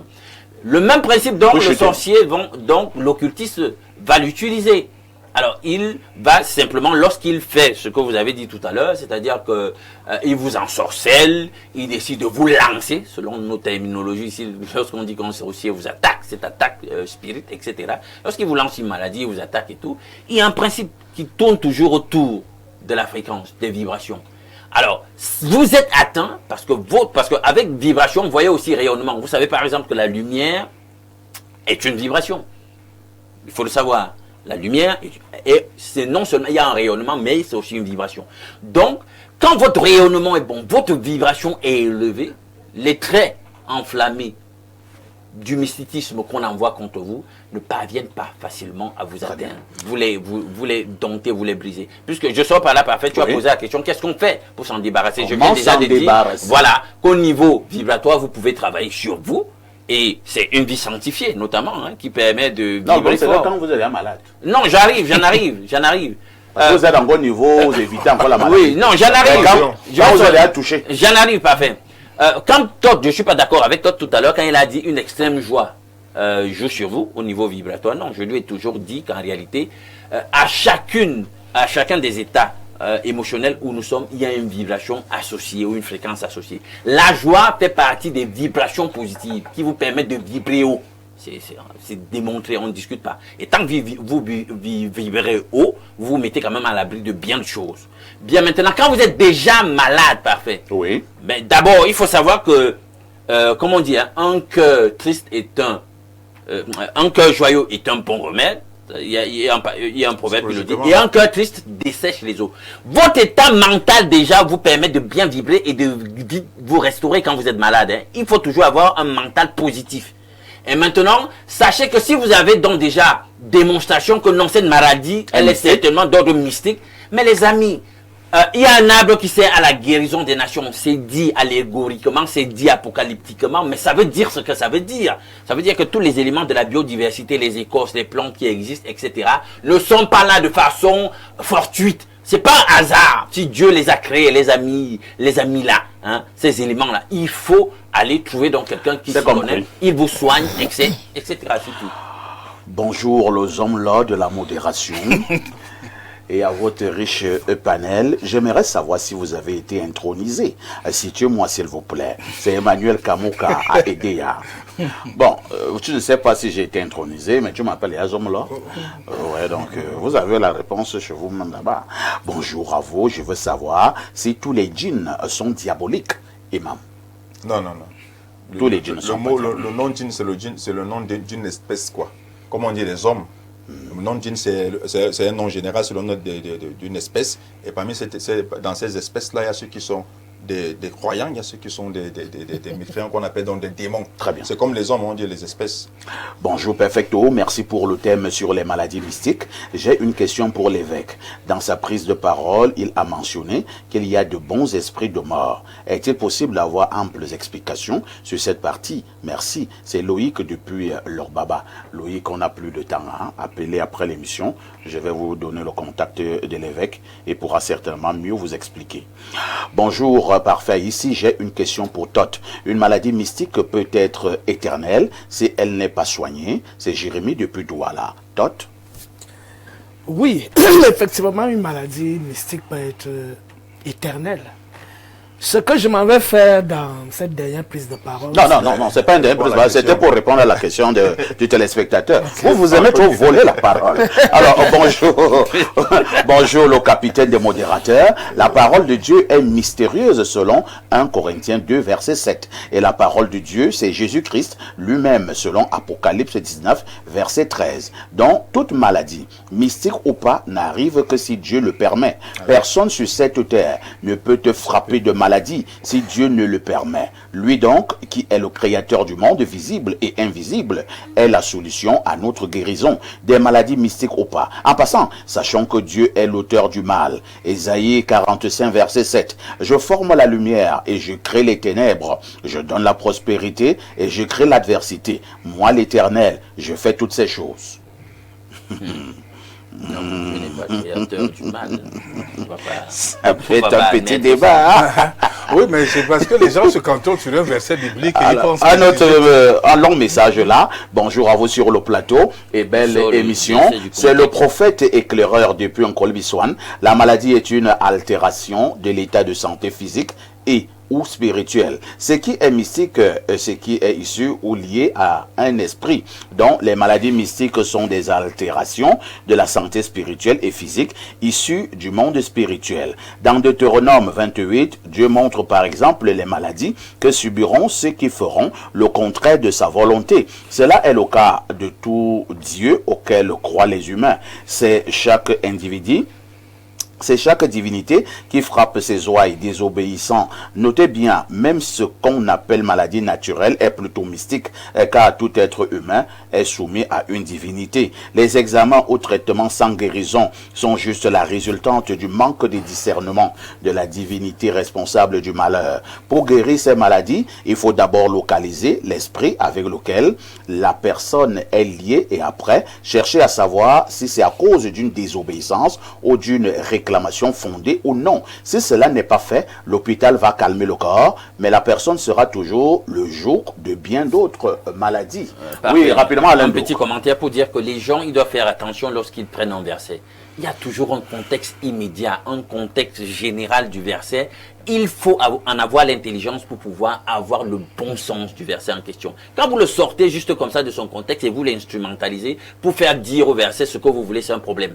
Donc là, il n'est pas interdit d'envisager que Dieu puisse lui prendre sur lui de dire qu'il va rendre quelqu'un malade. Ça, c'est envisageable. Mais il y a des principes de santé qui sont là et qui sont observables pour tous et liés à la maladie. Et on connaît comment fonctionne la biologie. Donc, il ne faut pas non plus prendre Dieu, vouloir mettre Dieu partout. Non, c'est pas possible. Monseigneur Mermoz est là en tant qu'individu. Est-ce que nous pouvons quand même avoir un certain nombre de mécanismes?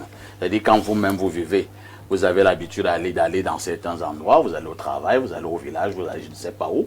Est-ce que vous pouvez avoir des éléments pour prévenir des maladies mystiques ou alors avoir des contre, j'ai failli dire des pare-balles? C'est-à-dire que si quelqu'un te lance une maladie mystique, ça rebondit sur ton corps comme la tisse qui rebondit sur le mur. Ça tape, ça repart. Est-ce qu'on peut aussi avoir des éléments comme cela? Des éléments de protection? Donc, comme je disais, c'est pour ça que j'ai réfléchi pour mettre à côté de mon patriarcat un centre de formation de la médecine traditionnelle africaine. Parce que il faut d'abord éduquer les gens. Il y a deux magies, la magie blanche et la magie noire. Les premières églises qui se sont installées dans nos territoires ont imposé la magie blanche. Et malgré que tu sois dedans, tu ne vas pas te retrouver avec ce que les sorciers de chez toi te font. Alors, réponds clairement à la question. Hein? Est-ce que nous pouvons avoir des pare-balles? On peut avoir, il y en a. Premier pare-balle, c'est la prière de Jésus-Christ. Oui. Deuxième pare-balle, c'est d'être connecté à la nature, si je peux être clair. Il faut être connecté à la nature. Troisième pare-balle, il faut penser à ceux qui sont partis avant nous, ça veut dire les ancêtres. Comment penser à eux? Penser en inscrivant les messes et en faisant... Ce type est dans un syncrétisme incroyable. C'est pas le syncrétisme, c'est le catholicisme. Dans chaque église catholique, le catholicisme est une synthèse de plusieurs choses. On inscrit les messes pour les morts. On inscrit les messes. Il faut penser aux morts. Il faut de temps en temps connaître sa nature qui nous environne. Et il faut prier. C'est ça la solution de protection.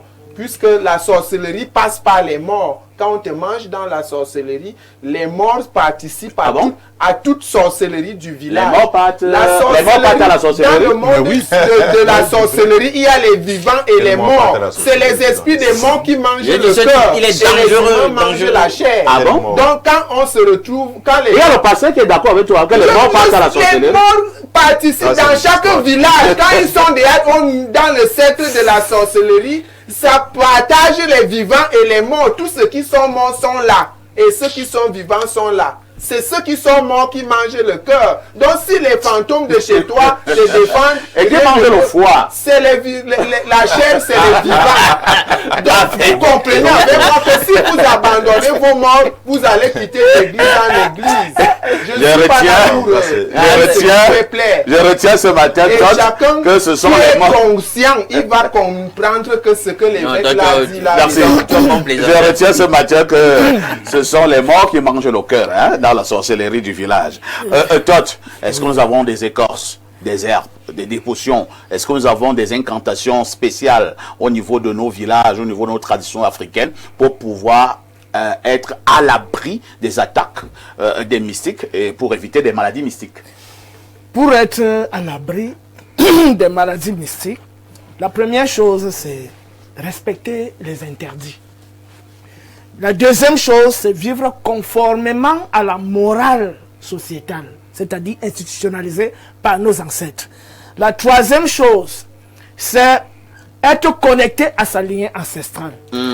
Et cette connexion nous permet de détecter les problèmes de la lignée qui doivent être réparés. Il y a donc le rite tel que le Choro, il y a le rite tel que Anaksama. Il y a plein de rites traditionnels pour essayer de réparer les forfaits qui ont été commis dans la généalogie. Il y a la restauration psychologique où on permet aux gens de se reconnecter à la sagesse de leur peuple. Ensuite, il y a la connexion à la nature. Notamment les personnes déchargées en énergie peuvent se recharger sur des rochers, s'allonger sur des rochers. Les personnes souillées peuvent se décharger de leur souillure sur la terre en s'allongeant sur la terre à certaines heures de la journée. Peuvent se décharger de leur souillure en allant se baigner à la source des eaux ou au niveau des chutes. Peuvent se recharger en énergie en accueillant les rayons solaires matinales jusqu'à l'heure de 11 heures. Peuvent se recharger en énergie en faisant certains rituels la nuit pendant la montée de la lune jusqu'à la pleine lune.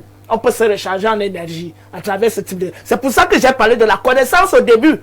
Que la pire des maladies, c'est l'ignorance. Celui qui connaît est capable de se restaurer. Merci. Ensuite donc, nous avons des écorces qu'on peut boire. Nous avons des scarifications avec certaines écorces, notamment le bibinga ou le singa, qu'on peut introduire dans le sang pour créer un bouclier, effectivement, pour protéger. Et là, c'est le blindage. Voilà, là, c'est le blindage. Et ensuite, il y a d'autres protections, la protection de nos ancêtres, parce que Dieu, si il n'avait pas trouvé bon qu'on venait à nos ancêtres, ou si nos ancêtres n'étaient pas importants, il n'aurait pas permis que nous naissions d'une mère et d'un père. Alors que ceux-là, s'ils ont pris soin de nous, de notre vivant, quand ils étaient vivants, pourquoi ne continueraient-ils pas de prendre soin de nous quand ils sont de l'autre côté? Étant donné qu'en Afrique, chez nous, les morts ne sont pas morts. Les morts ne sont pas morts. Donc chez nous, les morts ne sont pas morts. Merci. Donc ceux qui ont abandonné leurs ancêtres peuvent être notamment vulnérables. Et il y a un message qui nous vient du plus 33, c'est-à-dire la France. Bonjour à toute l'équipe. J'étais dans mon village. Un soir, étant assise à la véranda, j'ai senti quelque chose qui entrait dans ma fesse. Je me suis mis à gratter tout le corps avec des urticaires. Et depuis, je vais de maladie en maladie. Quelqu'un peut-il m'expliquer cela? C'est Jeanne depuis la France. C'est un mauvais sort qui lui a été lancé. C'est un mauvais sort de la magie noire. Elle a été foudroyée. D'un mauvais sort de la magie noire. Donc il faut couper ça avec la médecine africaine. Vous avez une solution à ce genre de problème? À EBAP, j'organise du 2 au 5. Donc elle va retrouver du 2 avril au 5 avril. La personne en France, parfait. Si la personne en France, payer le billet d'avion, venir ici, c'est compliqué. Moi, je dis à cette personne qui est en France, prends le Coran, l'audio, la version audio. Écoute, ce que je dis, c'est pas la blague. Écoute la version audio du Coran. Prends le Coran, mets les écouteurs. Écoute la version audio matin, soir. J'ai dit ça à tout le monde qui souffre de problèmes. Tout le Coran? Non, pas tout le Coran. Quel que soit là, pendant 30 minutes, 20 minutes, pas tout le Coran. Version audio, même 10 minutes, 15 minutes, matin, soir. Je m'adresse à tous ceux qui ont des problèmes mystiques. Écoutez la lecture du Coran. Non, la solution, c'est dans le Coran. Quelle que soit la maladie. Merci, hein. Les morts n'agissent plus sur la vie des vivants. Tout ce qu'ils racontent là, c'est trop.